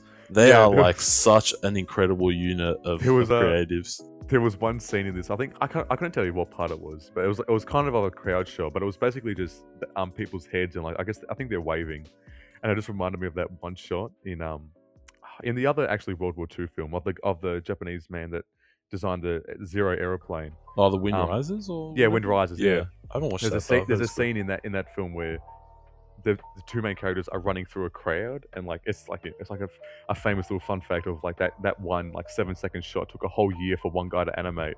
And when I saw that one shot in this movie, I was like, damn, I wonder how long that took to animate. That poor fucker. Horrible. Yeah, because it's just the craftsmanship is just so beautiful. Yeah, and animating is very hard because, I don't know a hell of a lot about animes, but it has that similar, like, there's a lot of similar misconceptions that like video games have, where it's like people think that the resolution is just, oh, let's just add more people to this, that will fix it. Like, why don't these studios just have more video game developers? And it's like, you got to understand that like this kind of like one individual task is designed for like a set of people. Like, you can't just like put more people into it. I feel like the animation's a Yeah, bit like that. there's- Like, if yeah, someone's got a departments. key animated scene and Yeah. and there's maybe like a couple of people, you can't just expect to add more people and that help. Yeah, But anyway, that's a totally different tangent for another episode. that's a Patreon. That's a But that's Patreon all. exclusive, Yeah, I think. Patreon exclusive rant when we open Yeah. our Patreon. But that's all to say that the craft and the time in this movie was definitely. I definitely respect it. It shows. Yeah. It's a beautiful film. Oh, yeah. It's beautiful to look at. It adds to that element that Jake was saying, where it's like, damn, you're like, did they die? Because it's like, yeah, like this is such a nice time, and like the Fireflies are beautiful, and aren't things just so jolly? This isn't And then like it's not great. Yeah. jolly. No, really well directed. I really respect Yeah, so animated good. films because of the way. Because when you're doing an animated film, it's not like you can do coverage and just like shoot. Oh, let's shoot A and B and then choose while editing. Like, no, you No, have to You have to because animate because of that the shit. amount of time it takes just to see one iteration. You have to be set on what you want to be on what you want to show. And so it's like when you see a shot of an umbrella like rolling over to its side, like Yeah. it's with purpose. Yeah. Like even if it seems insignificant, like Yeah, because it's the like director is it had to choosing be brought to life. The director's choosing to dwell on these moments and to say to his animators, "Yeah, spend 2 weeks animating this. Like it's important to the film." Yeah, And I really literally- respect that with animated films. It literally had to be brought to life. There was no Yeah. option of like, well, we can just shoot this or we can just Yeah, shoot exactly. that. Like, there was none of that. It was like purely from their minds. They Yeah, had to design everything. Yeah, that shit is wild. Animation. yeah, is that's just wild. fuck. I don't know. I I don't know how. don't know. anyone I don't know does how it. they do that shit, bro. That shit would drive me so crazy. Yeah, animation's a hard field. Yeah. Fuck yeah, It's And now there are people who are trying to make AI animations. Like, bro. Fuck those people. literally go fuck Fuck yourself. them. Anyway, Literally. this movie's great. I don't really Movie's know if I can't grab anything right now. It made me sad. The last shot was really hard to watch. yeah. It really fucked me up for a couple of days there. So that was fun. Oh yeah, I mean, I went to work the next day after watching it. Not good. That's right. Didn't you tell me that you trauma dumped Yeah, to I your trauma dumped my coworkers? coworker because I was like, "Do you know what I've watched? Do you know what I've been through? You don't know Do you what know? I've been Do you through. know what my friend Alex has put me through? It was because I had to work every day after these movies, and I was like a husk of a man I once was. Oh, I wish there was like a before and after photo. You should have seen my face like after I watched Incendies. It would be. I was shell shocked. It would be like the comparisons of the boy at the beginning of Come and Scene, and then at the end. Yeah, That's what Jacob yeah. was like after these movies. That's what it was like. Because it's Quite fitting. these like human stories get me so bad. Yeah, Like, I find that they're much more effective than hoorah, kill the enemy. Look how evil the enemy fuck is. those We're going to movies. kill them. I don't It's want to just watch so much more another one of those effective. movies ever. Because even with Rambo, I've like said very briefly, I find Rambo a fantastic anti-war film. Like most of that movie is like an 80s like action slot. Is him slot just film. doming people? It's like, yeah, not even. He literally kills no one in that movie, which I. Oh no, he doesn't. Yeah, but he Yeah, like no, but he, I like, understand. Yeah, but like really it's still he like injures them. yeah, like it's guys. It's like an 80s action film, but then at the end, it's just a man in a corner sobbing and actually expressing himself, and it's like the best monologue I've ever heard in a movie, and like that's the most effective thing you can do for an anti-war film is like rather than just showing the good guys killing the bad guys because yeah, it has to be it's dumbed people down like killing that. People. Yeah, but yeah, at the end of the day, it's still humans killing humans. Yeah. Yeah. And that's why like I was very excited. I'm not excited, but I was I liked that these were the kind of movies we got to watch. Yeah. Yeah, so yeah, same. Because I'm unfortunately like in a perfect world those hoorah American movies would be the rarity because people would be like these movies are fucked. Like Yeah, I know. why are we You would hope. glorifying like people go like in a perfect world we should be sick of these kinds of movies. Yeah. It should be like 'Cause- damn, we never get a movie from the soldier's perspective. Yeah, because my original like, yeah, concept, good. because my original concept for this topic was to do anti-war films, like films that try to be anti-war, but like they're obviously not. Like they fail so miserably. That's pretty cool. Like actually. my main film for that was American Sniper, and then I had no Yeah, other or ideas. but, like, Jarhead. I think Jarhead actually is like a reputable. Actually, I don't know. haven't seen Jarhead's Jarhead very in like ages. Anything- cry any- about the anything poor Sam American Mendes- soldiers anything who Sam chose Mendes to do. touches you Yeah, it's hate. fucking Sam Mendes, bro. You can put 1917 in that category.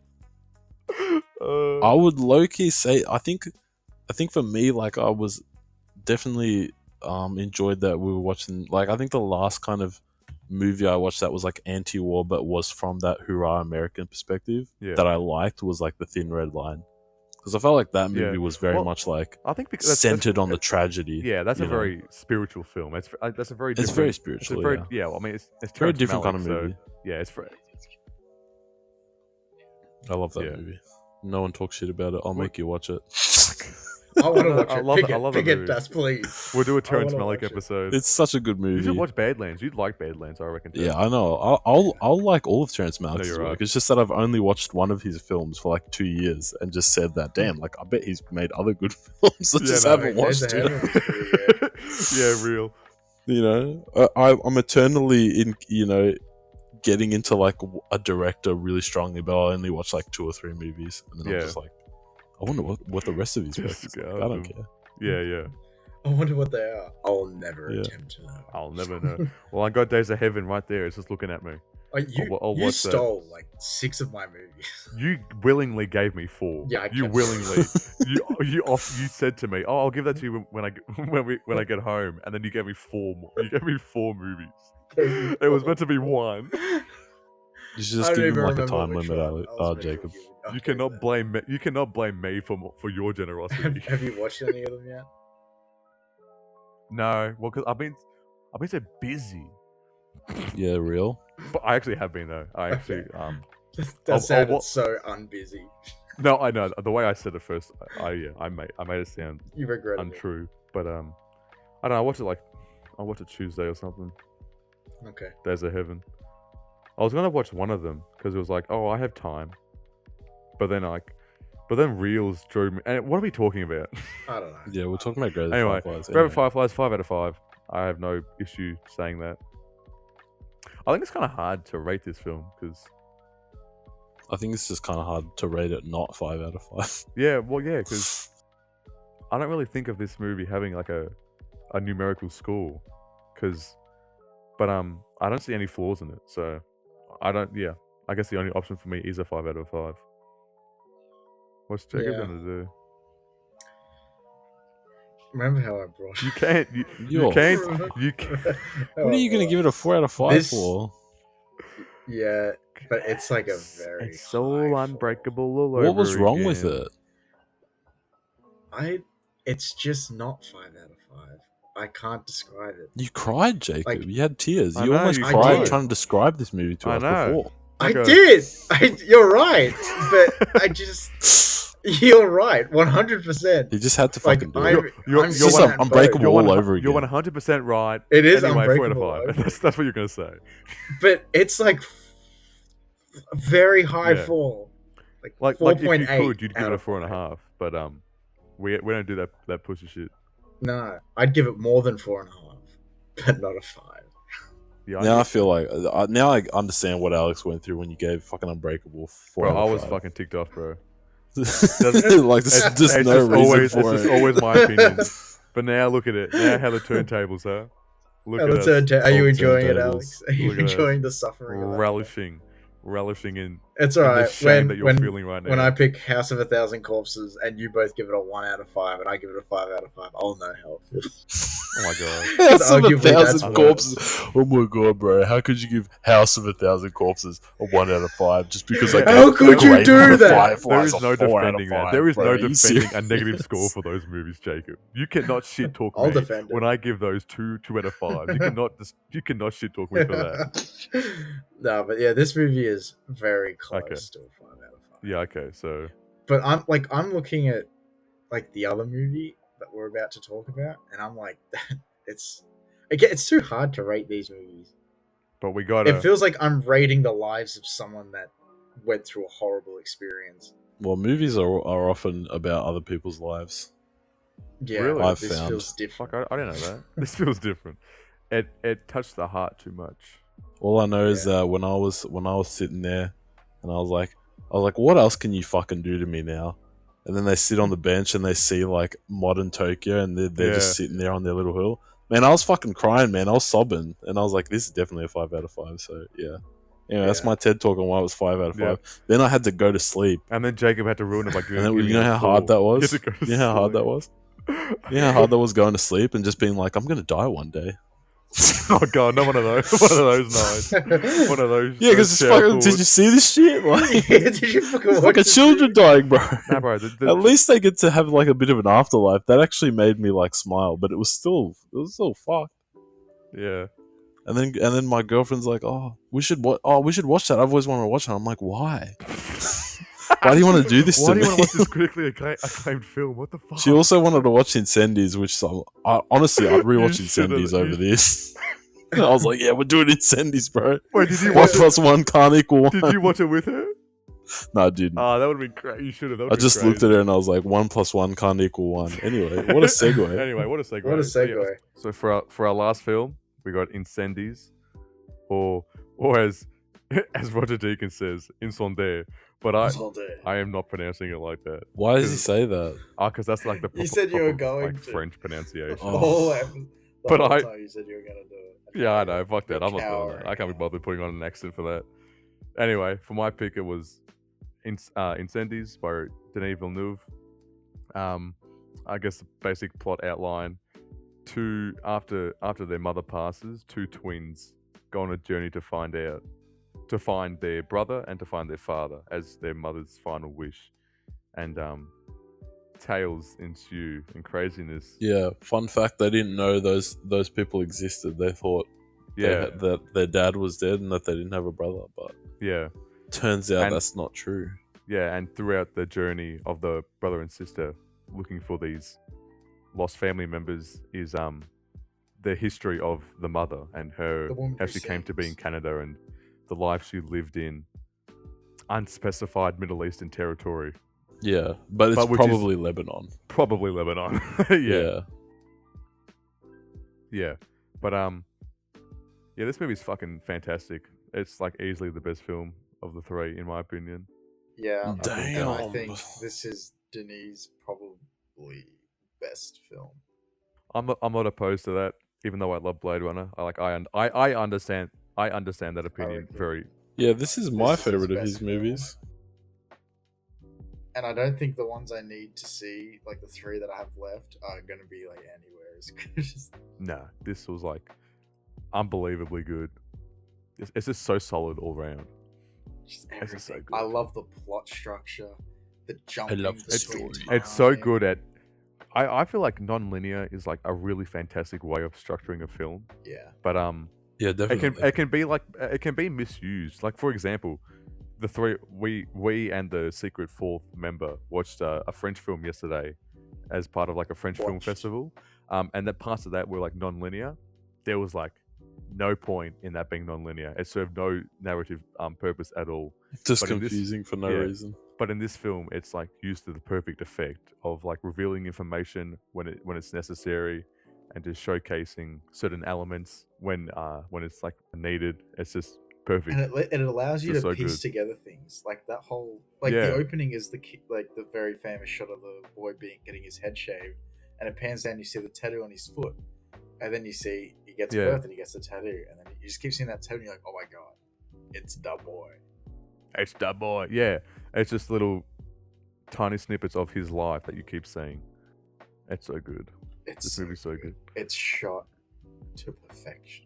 It is, Like and it's like, the blocking, and it's like it. an unfortunately like topical film Yeah, because it's it's much more, I guess, relevant as well because it's not set during World War II, unlike the previous two films. It's Yeah. set in the Middle East, and it's somewhat inspired by true events, or not true events at least. The main protagonist is somewhat based on a real lady.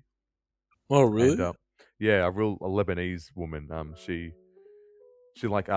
tried to assassinate like a leader, and then she was went to prison went to an Israeli prison for like 15 years or something, and then she finally got released after they moved out of southern Lebanon. And the play that which this film is based on is somewhat based on her experience, and then Denis adapted the play into the film.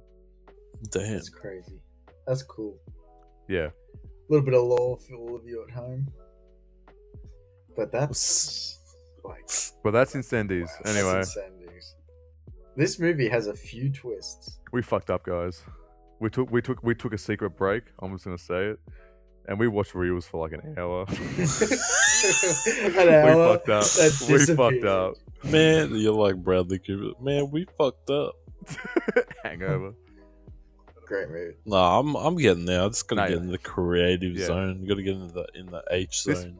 This movie's so fucking good. Yeah, it's a like great movie. It's anti-war because it's very much, the cost of the silliness, the stupidness of that is war and conflict, but like the cycle that hatred can cause, and Yeah. the way it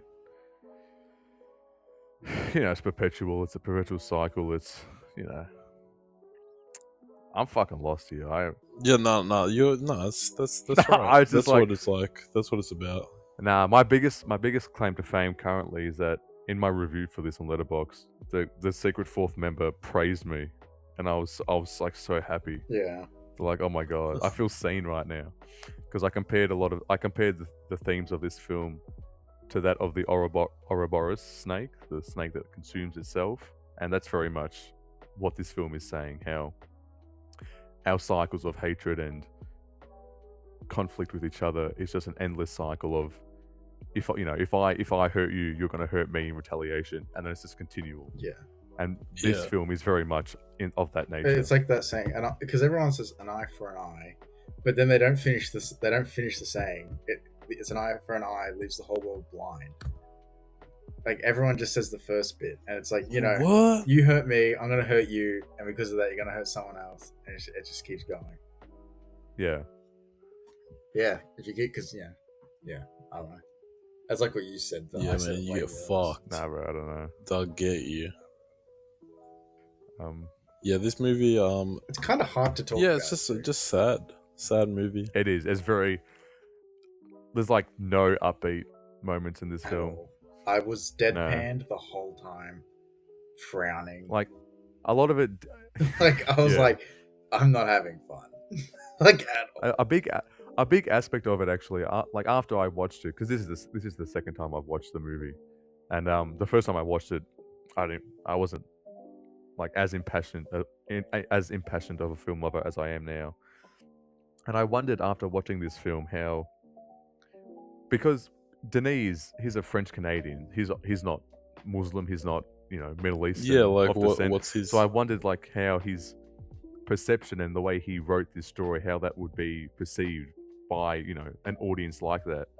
But and because with the Blu-ray that I have of this film, there's a making of documentary, and it seemed like a very respected, like the way he crafted the film seemed very respectable. Like he was very conscious about the fact that where they were filming in Jordan and other places in the Middle East, it was like there were conflicts here not long ago, very similar to what I'm depicting in this film. And the crew members in those areas were very willing to help him make the film because it's important to showcase, what they've experienced. Yeah. And I was wondering because with the main character, my God, I'm gonna have to look at her. There's like a running fucking theme for me. Noel? Yeah, Noel. Yeah, Noel. When she's pregnant for the first time, and her grandmother she's very, she scorns her and. She says like, I should kill you.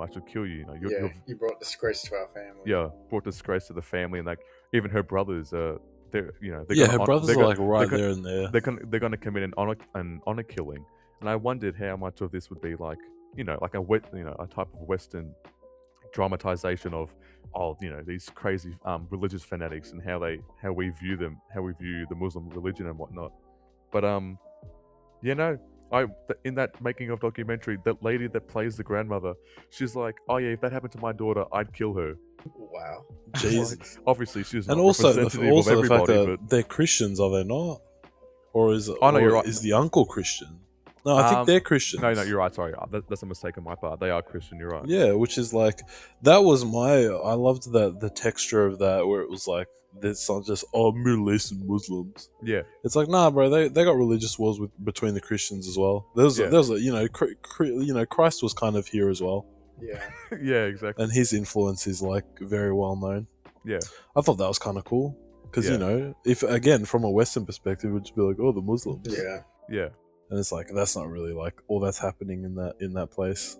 yeah, exactly. And then a lot of this film is about the clash between religions and how those ideologies, when twisted incomprehensibly, they can lead to such horrors Yeah, as seen in that bus scene. My That God. bus scene. God. I realized afterwards that like Jesus. I was not breathing that whole. Like I remember vividly going, "Oh, I can breathe now," and like I took like a deep breath. Like that doesn't normally happen Yeah, to me. that That happens to scene me often. invokes that Actually, kind of I get so reaction. caught up in movies or scenes in like a show. It's just your asthma.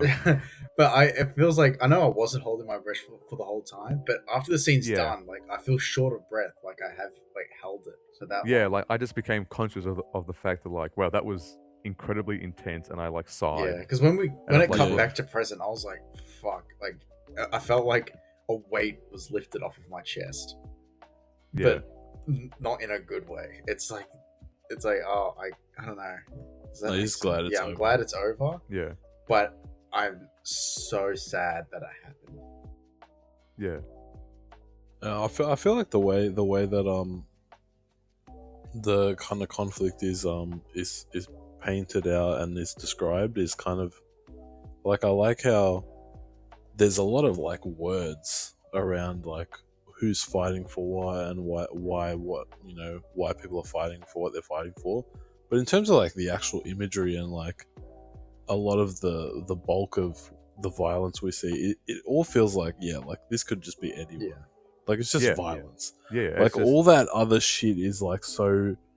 It's just so like not necessary to understanding that, like, you know, the conflict is raging on regardless. Like, it doesn't matter if you describe it as like a Christian Yeah, Muslim conflict, or, you know, conflict with refugees. Like, it's just violence. Yeah. Like, It's- violence has come It's come still- about yeah. for any excuse yeah. necessary. It's still humans killing humans. It's still idiotic. It's as inhumane as it can get. Yeah, and that's like furthered by like how Nawal is a Christian. Like, Mm. she was raised Christian and she's got a cross on her, and when she's spared by like the Christians, because she realizes that they're Christians and that Yeah. they've not only destroyed this bus, but they're responsible for destroying like the orphanage, or is it the Yeah. Muslims? The orphanage. Yeah, her orphanage. Yeah, she's like takes like massive revenge on them. Yeah, and that's when as well, because she kills the leader. Christian leader as well. Yeah, Yeah, like it goes past religion. And it's just, you know, you've possibly killed my son. I'm now going to Yeah. kill you. yeah, and the Aurora Which Borealis is like, oh yeah, well the Christians fought because the Muslims had attacked them. Yeah, it's And just then the a- Muslims started fleeing or retaliating because the Christians attacked them. Yeah, So it's like always part of a cycle. yeah, and like and the the inciting, not even the inciting incident, but when you see Nawal and her partner trying to flee her family, you know, and he just gets gunned Yeah. down immediately because of his Wahab, he just gets refugees. domed. Yeah, and it's it's just senseless. You can't justify it. It was very, again, it was very similar to Grave of the Fireflies. It was a very, very hard watch. Like, I just felt completely and utterly gutted after it. Like, it just took Yeah, and drained so much energy from me. I was exhausted after watching it. Which is like, that Yeah. sounds like a bad In terms of thing, like, but it's like, this movie is like why movies should but be it made. challenges you. It's It's yeah, Yeah. of course. just, it makes you think, it makes you realize, like, it like awakens you to realizing how bad things are in the world. Yeah, and in terms of like brutal imagery, this has by far the most shocking imagery yeah, of all Oh, three yeah. movies. definitely most There's a definitely. lot of the like yeah, 'cause- content warning is just for Yeah, this movie. mostly. Yeah, Honestly. primarily. Yeah, because a lot of it, nothing's, it shows every crevice of the effects that war has, on the defenseless victims, on the soldiers that are,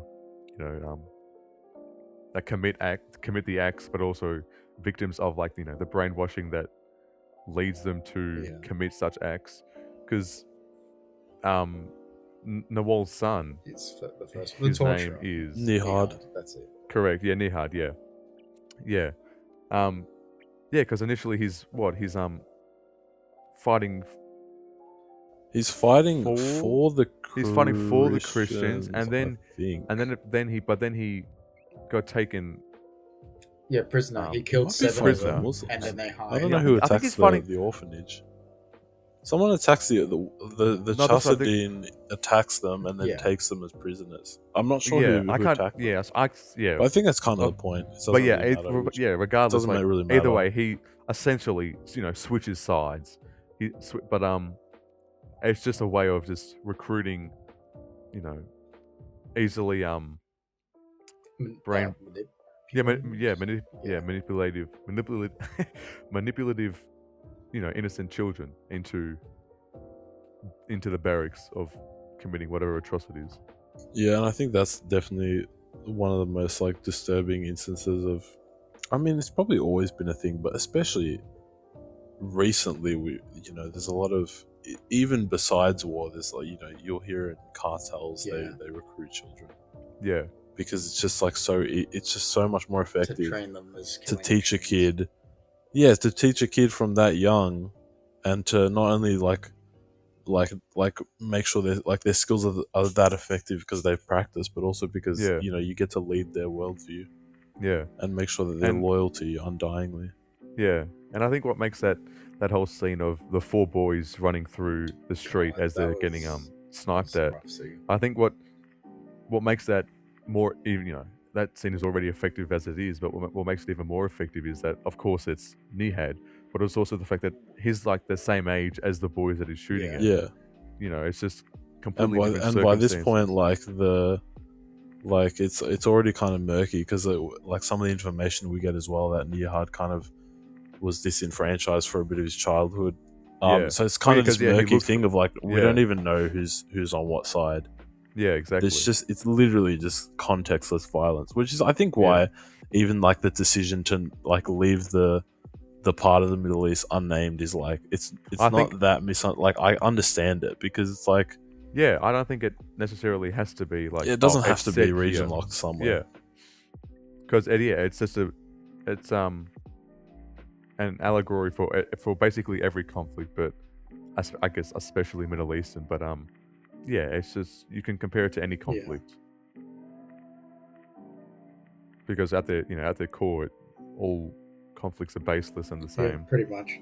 It's just a drive for It's power just it's between two yeah, pricks. two fuckers. Two fuckers that decide to put innocent lives into their game Yeah. of chess. And what I don't say. You No, go. you go. No, that's all right. I was just gonna say I just like that it's such a contained conflict. Like it's not about international like fuckery. Yeah. It's very much just like this place was gonna have some sort of conflict over something eventually. Anyway, that was my point. Yeah. Well, yeah, I was just gonna say because you get glimpses of Nihad's life throughout the film, and then at the end, you know, this is spoilers, of course, but a plot twist: the father and son that the twins were looking for turns out to be the same person.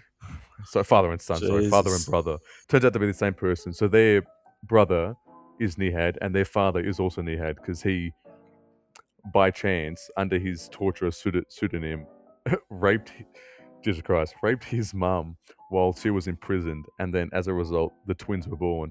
But what I find like kind of crazy about the whole thing is that after the life that he led, Nihad, he then just moves to Canada and just like lives like a normal, just he works at like a bus depot. He goes to Yeah, I was gonna say I don't know. he goes how to I feel public about that he part, goes to but- public pools and whatnot, and like he just lives, I guess, essentially a normal life.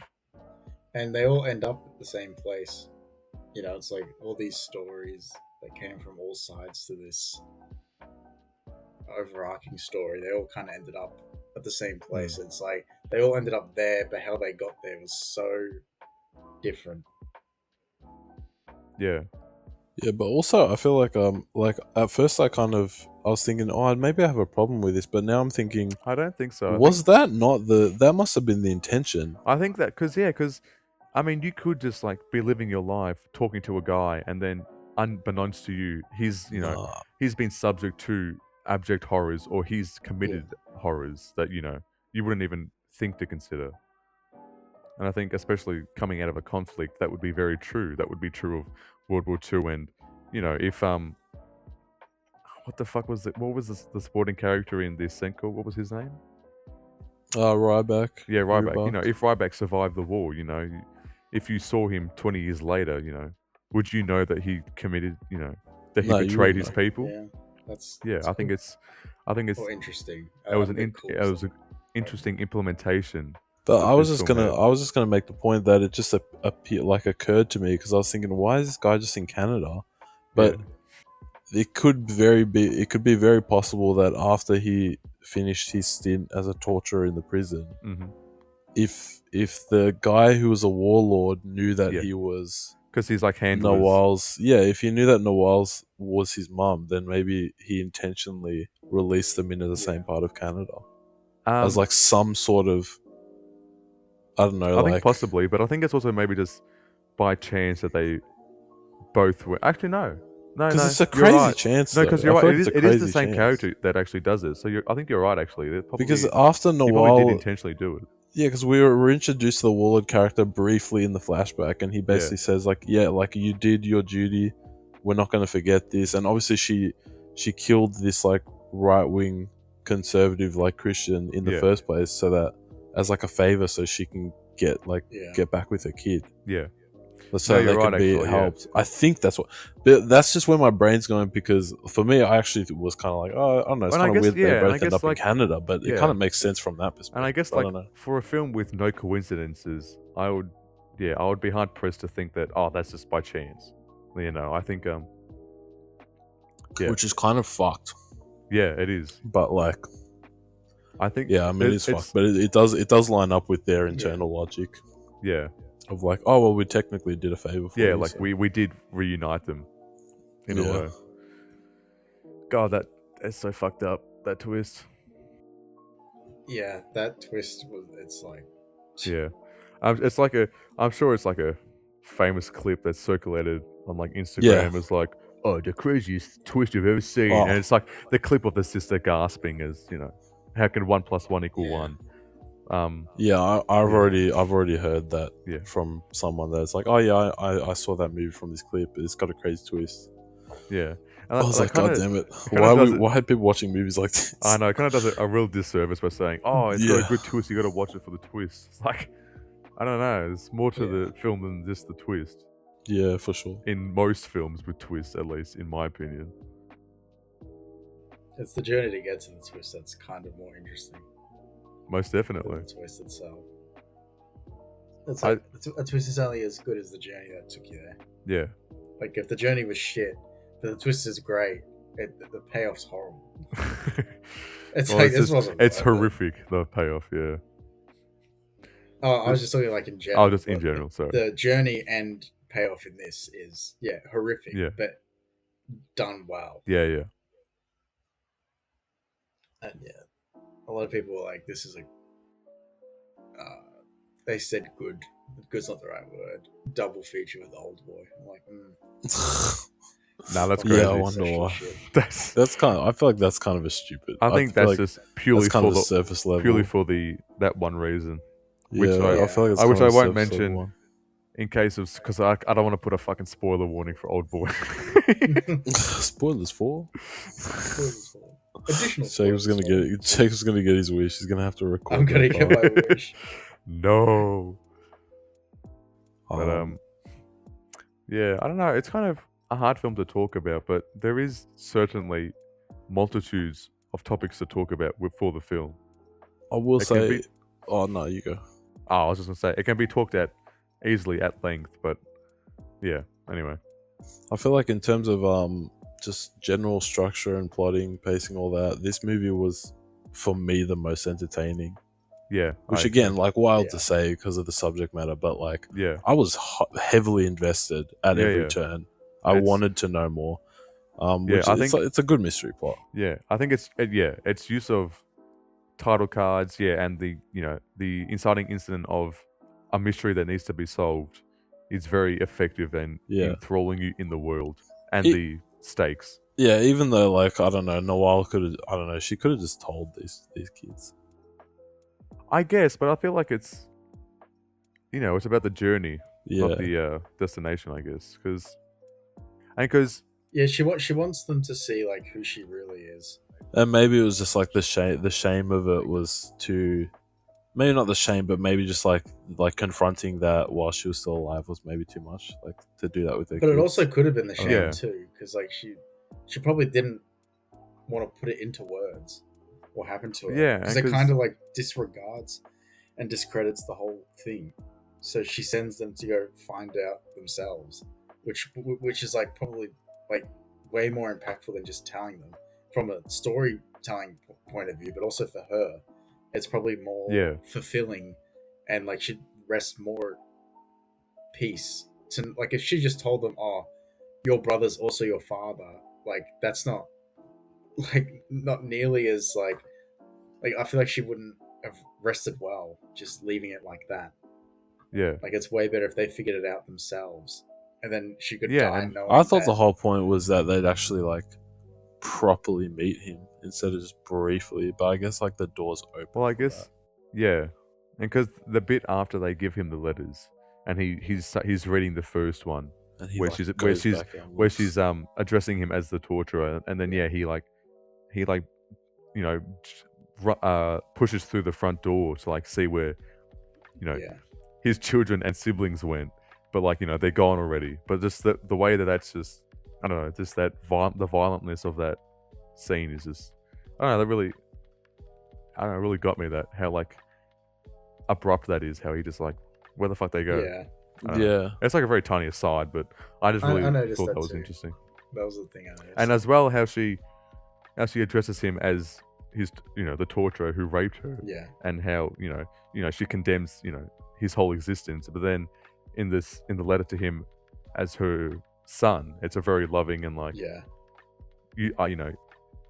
for as my son, you deserve forgiveness, essentially. yeah, Which I think is, her way of finally breaking that chain of perpetual violence and of that cycle of hatred that she was a part of her whole life, Mm. and that he was a part of as well. That even if she can only forgive half of who he is, it's still something. yeah.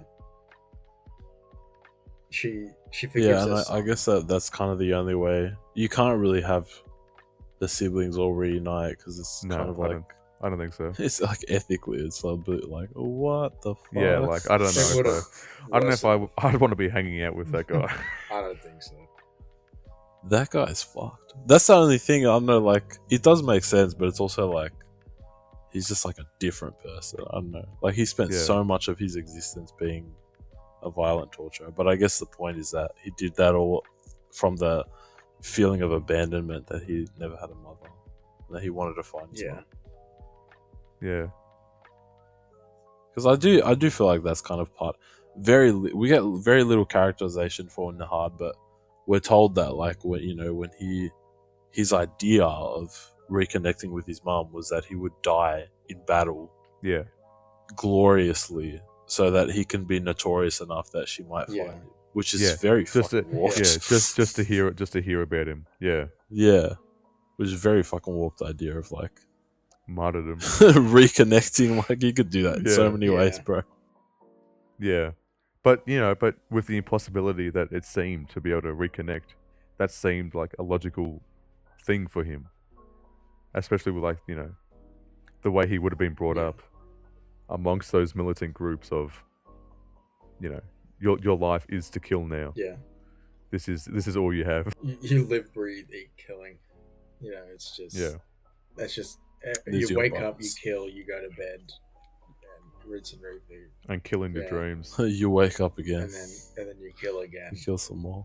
then you go back to sleep. You wake up, butter the toast, eat the toast, shit the toast. God, life dilemmas. Classic. The acting's fantastic. The actress for Yeah. Nawal, she's fucking Oh, so good. She's It's fucking crazy. good, and the makeup on her especially, but know. on like a few of the other characters, but on her especially is fucking She was otherworldly. She was only 30 when they made this movie.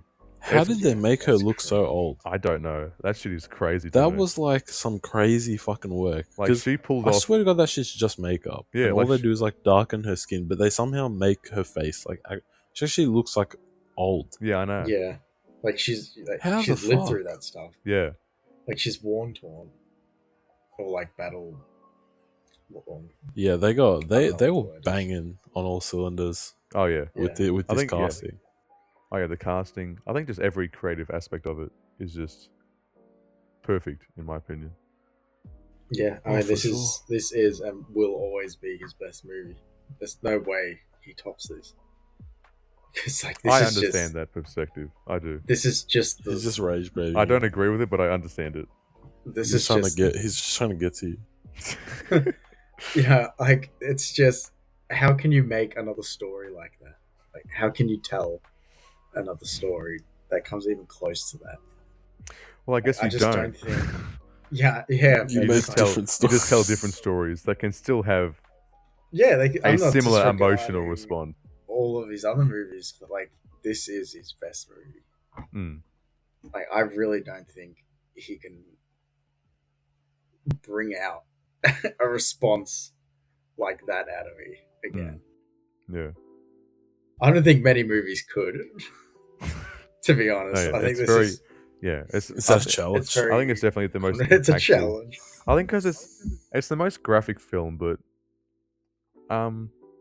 I guess that adds Not some, in a like, distasteful way. no, not at all. I think, but that's also, I guess, because it being graphic, it also lends itself to being the most impactful of all the films. But I think just as subject matter as well, and the way it's treated, even if you were to rid the film of its graphic violence, I guess would still be very impactful. Yeah. Because True. it's I guess at its heart, it's a mother trying to find her son through a war-torn country, and then and it's all the destruction along the way that you see, just festering around her. Yeah, and she becomes kind of like a myth or a legend amongst, because like when the daughter's trying to find them, everyone's like, we don't know, like if you're her daughter, get out of here, like you're fuck you. Well, yeah, because of the She's whole the one honor who base, sings. she disgraced her family, and I Yeah. guess also killed this leader as well. I guess that's an aspect of it. Yeah. But There probably been nice, but honestly, they probably just hung up on. no, I would think on so. on that first. I part. would think so. I was honestly fucking. I was like, my jaw was open when in the documentary, and that lady said, "Oh yeah, I'd kill my daughter if she did this." It's like, what? That's wild. But that's just, I don't know. I need to educate myself on that aspect of. There's people that Right. value things more than the lives that they're supposed to cherish. Yeah. Yeah. Yeah, and there's a part of that documentary when one of the oldest boy of the four that are running through the streets as they're getting shot at, he obviously that actor. I imagine that was very much a straight casting, but he had obviously lived through things similar to that, and they're, I guess, asking his experience of filming the scenes, and he can barely communicate to them how raw and how like it's too much for him to bear, like thinking about those things in his his past. And it's like, He's like a kid. I don't know, it's just sad how topical this film is. Yeah. Oh, it's very sad. Yeah. And just like, again, like, just the blindness of hate. Yep. The way that people, like, it feels so important, but at the end of the day, people just do very stupid things. Yeah, for you it's like it's a cause that it's worth dying and killing for, but in the grand scheme of things, it's probably not. Yeah. Yeah, it just adds more hate. Yeah. But, yeah, all those things. And the performances were great. I think I already said that. Yeah. But like it was just great. Like I loved how it was this interplay of like French and Arabic. Yeah. It's a very nice spoken movie. Yeah, it As is. weird as that sounds. It's really No, nice. I get what you mean. Yeah. French and Arabic Really are nice. very nice sounding Yeah. languages. Yeah, really nice bilingual film. Yeah. You got some English in there too. French. Yeah, there was There's a a little bit, little wasn't there? bit of English. Yeah. Wasn't I can't remember who, but someone was It was like 2 speaking- seconds or Yeah. something. Was it the daughter? I can't remember. It might have been. She was speaking English at one point. Yeah. Or the son. It could have been the son. Mm. Yeah, I don't know. Oh, yeah. Watch international films. They're fucking good. I think it's just cool listening to other Yeah. languages. I don't know. Yeah. I of course really it I is. really enjoyed watching Sentimental Value and just listening to Norwegian. the Norwegian language. Hey Sweden, Mac, they're Norwegian. Anyway, it's a joke from the thing. That's fucking hilarious, that joke, but no one laughs at it. It's so sad. I remember we watched that in I think cinema. I've laughed at that You were joke. I was like laughing, the and you were, only guy in the cinema that laughed at that and then joke. you turned to me It's and you so were like, funny. "No one finds that funny," and I was like, "What?" Yeah. But yeah, I don't know. I could maybe write about this film, but I can't really talk about it. I don't know. It's weird. It's like It's hard to put it in words. I said before that there's lots to talk about with this movie, but I don't know. It's like the impact that it leaves on you. It kind of leaves you speechless. I kind of just want to watch it again. Honestly. Yeah, I know. It's weird because I was really looking as forward to bad as rewatching it. Rivals. And yeah, it's like it's a hard film to watch. Fucking good movie. Yeah, but it's just so fucking good. And it's just like it's Denis. Like he just man. I know. The shit that guy does with the camera is Fuck, bro. It's so fucking goddamn, nice. bro. Give him an The Oscar. scale already. of It doesn't even fucking Yeah. like Oscars matter anyway. It's just like, oh, here's two characters talking. Should we do a shot reverse shot? Nah, give him a wide. Fuck I you. know. Fuck your stupid reverse shot. When it's not boring ass shit. I mean, he does have those a bit, but like, He does. hey, but like we got a cool street. Let's shoot the whole street. yeah, I love that Why shot not, when you know? it's at the beginning where the siblings or the twins are at the car. Yeah, that's what I And was thinking. I'm just watching Yeah. like people Like, in that's the that's like background a- walking past in the car. It's like that's like a 5-minute long take. Yeah. That one. and they're like yeah. off to like the Fucking right of the beautiful. frame, and then the whole like other 2/3 are just of the street, and I'm like, this just feels like I'm there. Yeah. Like I'm watching these Yeah. people. There's a These two twins like argue. yeah. There's a scene at the end when they're finally given the letters to give to their brother, by the notary. You know, it's like it's a profile shot. I guess it's, if anything, it's like Denis' persona shot. But you know, whenever it cuts from, because it's still, I guess, a shot reverse shot, but from different angles. But it's a profile, and you see both siblings, and it just slightly racks focus to whoever's getting focused on. But it was much more effective than just simply switching sides to whoever is of importance for that one Yeah. shot. Yeah, I don't know. He knows how to direct. He knows when to give emphasis on things and when to cut into his. You know, he knows when to cut in on the tattoo on Nihad's Foot. heel. He knows when to do that. And I actually found it. I think maybe I'm just crazy, but I feel like a lot of the introductory shots of Nihad had the first shot of him being on his heel, whether you saw the tattoo or not. And the first time when you see Abu Terik, I think that's his pseudonym. When you first introduced to him, the first shot of him is on the ground of his boots as he's walking around his mother. Oh shit! But, I didn't even notice that. And I think that's kind of just like a subliminal, like, you know, this is him. Yeah. This is her son. But obviously, at that point in the film, you don't know that yet. Yeah, it's Yeah. Fuck. Yeah, that was shit. Yeah. Anyway, I'd be remiss to say it I'd be remiss if I didn't say it, but when I watched this years ago for the first time with my family, my sister guessed the twist way before it actually like was solved, how do you even guess something like and it kind of ruined the fucking twist for me. It's like, come on, bro, you had to verbally guess that out loud and like get it correct. Like, I didn't know the twist, but like when she said it, it was like, God, that makes too much sense for it not to be true. And then of course it was, and it's like, God fucking damn. You know what it was? You know what it is with that twist? Is that like I also thought about. I think I got it exactly when the movie wanted me to get it. It's the kind of twist where it's like, yeah, like if there's gonna be a fucked up twist, this. I didn't even know Yeah. this was like a movie for it. And because you see Abu Tariq, and Abu Tariq is like, you're like, damn, that notorious torturer is not like an older guy. Like he's very young. Yeah. But yeah, like I would have never like. I still think I just guessed it along with the film, which Yeah. is how I wanted it. Like I was like trying to like look up stuff for the movie. I think I was trying to like at one point I looked up like, oh, where's the movie set? And I was like so careful because I was like, fucking God forbid if fucking Google spoils this movie, I'll be so Yeah. upset. I don't want anyone telling me what happens in this movie. Just let me Yeah. fucking discover what happens in the Yeah. movie. You know, blind is the best way. Especially this movie, you do have to be blind. Like it's I went in completely blind. I knew nothing about this movie, like at all. Yeah. like there's all these amazing technical elements and you know like character writing's good. Like there's all this good stuff about it, but really it's that breadcrumb trail. Mm.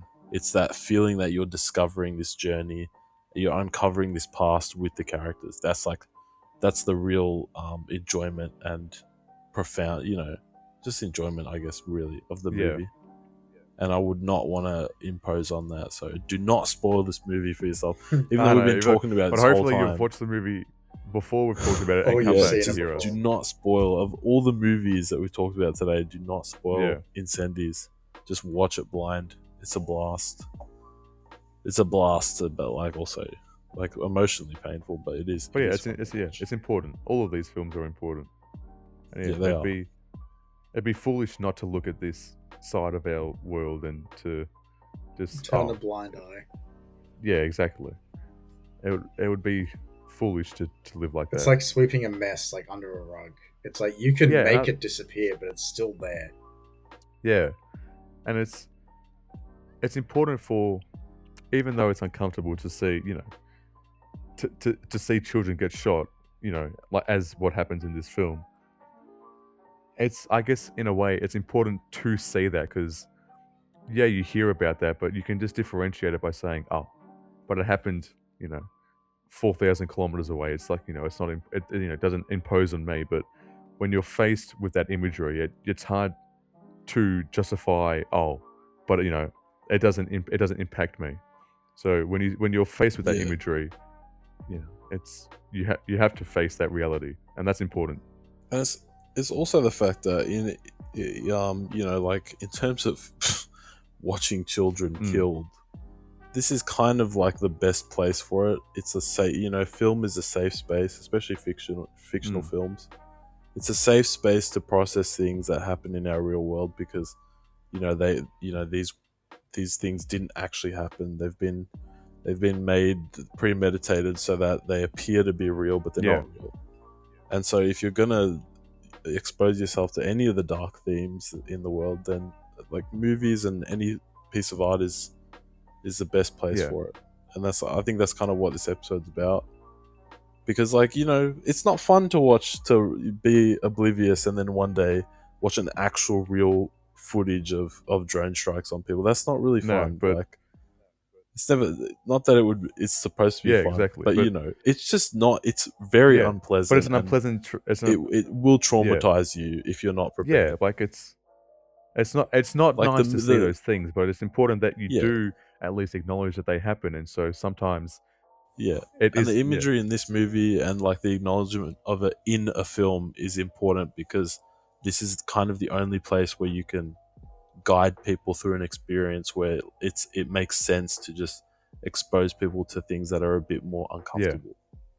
Yeah. Because it's important to know these things regardless. It's good to get uncomfortable at those sort of things. Like it's important. Yeah, like if you don't feel uncomfortable watching because it is an uncomfortable that's not thing. A good thing. Like you should feel uncomfortable when confronted with these horrible, real pieces of imagery. Yeah. Yeah, if you're not in high school anymore, like stop trying to be cool by saying that you like watching videos of people dying is like you don't care about that. Like no one cares about that shit. No one thinks you're cool, bro. Fucking cringe as shit. Just acknowledge.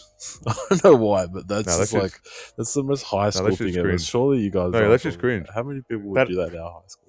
Oh, bro, that happened to me multiple times in fucking school, bro. Watch this, and I just see someone get fucking murdered on screen. Like, why are you showing me? And they're like, "Lol, guess what?" And it's like, "What? What are you, bro? Yeah, what's up, bro?" Yeah, like, what's the punchline here? It's like, what are you, bro? You're pussy because you don't like watching some people die. It's like, no, I don't. I don't like watching people die. No, I don't actually. You're already fucking desensitized to this. Like, what fucking hope do you have? Yeah, weird tangent. But if you're going to watch children dying, if you're going to watch a lot of uncomfortable things that happen in war, do it through movies and don't just turn away. Like, use it as a jumping off point to maybe like introduce yourself to some of the uncomfortable things that are happening in our world today that happen in this movie. They're still happening. It's really bad. Really bad out there. It is. It's an unpleasant world. Yeah, so, as Jacob said, it's good to be uncomfortable because to not be uncomfortable is to not be human. So, and there are humans suffering, so it's good to acknowledge that. Uncomfortable is like it's human nature. Like it's like one of the first things. Isn't there a saying or there's like a quote that like fear is like the first emotion humankind like ever felt? And it's like fear and like I suppose it's like the law of self-preservation. It's like the only way. Being scared is also uncomfortable. You should be scared. The world is a fucking scary place. You don't need to be scared every day of your life, but it's good to feel scared of what's out there. It makes you realize, and to hopefully add to a world, or at least to add to the world, to try and rid those feelings and those existences of bad things. Yeah. Anyway, 5 out of 5. Yeah, it's a 5. Yeah, 5 out of 5. Yeah, that's right. Perfect film. It is. I guess just to get into it, next episode is a little special one for you guys. We've got a couple. Yeah, we've got a couple of special ones. So the next episode our And our ninth one first of this is of this Lil. volume, Yep. volume 1 of this special. Yeah, volume one. Yeah. So volume one of this special is Marty March. So it is 3 random films of Martin Scorsese, and we're gonna do an episode every March for Yes. Mr. Scorsese. Every March, and honoring maybe him. another month. There could be another month. Yeah. Where Maybe. You never never know. Possibly for his. I guess. I have my Yeah, movie. anyway. I'm not sure if you two have a movie picked out yet. I actually fucking forgot. It's right. I'll think of one real quick. I think I remember. Yeah. Oh yeah, I forgot. Yeah, that's right. You say Jacob. So my So yours? pick, because I haven't seen it yet, a shocker to everyone, including me, is Taxi Driver. It actually Yeah, is a I'm shocker yet to to me. see it. It actually is a Crazy, shocker to me so- how you haven't seen that.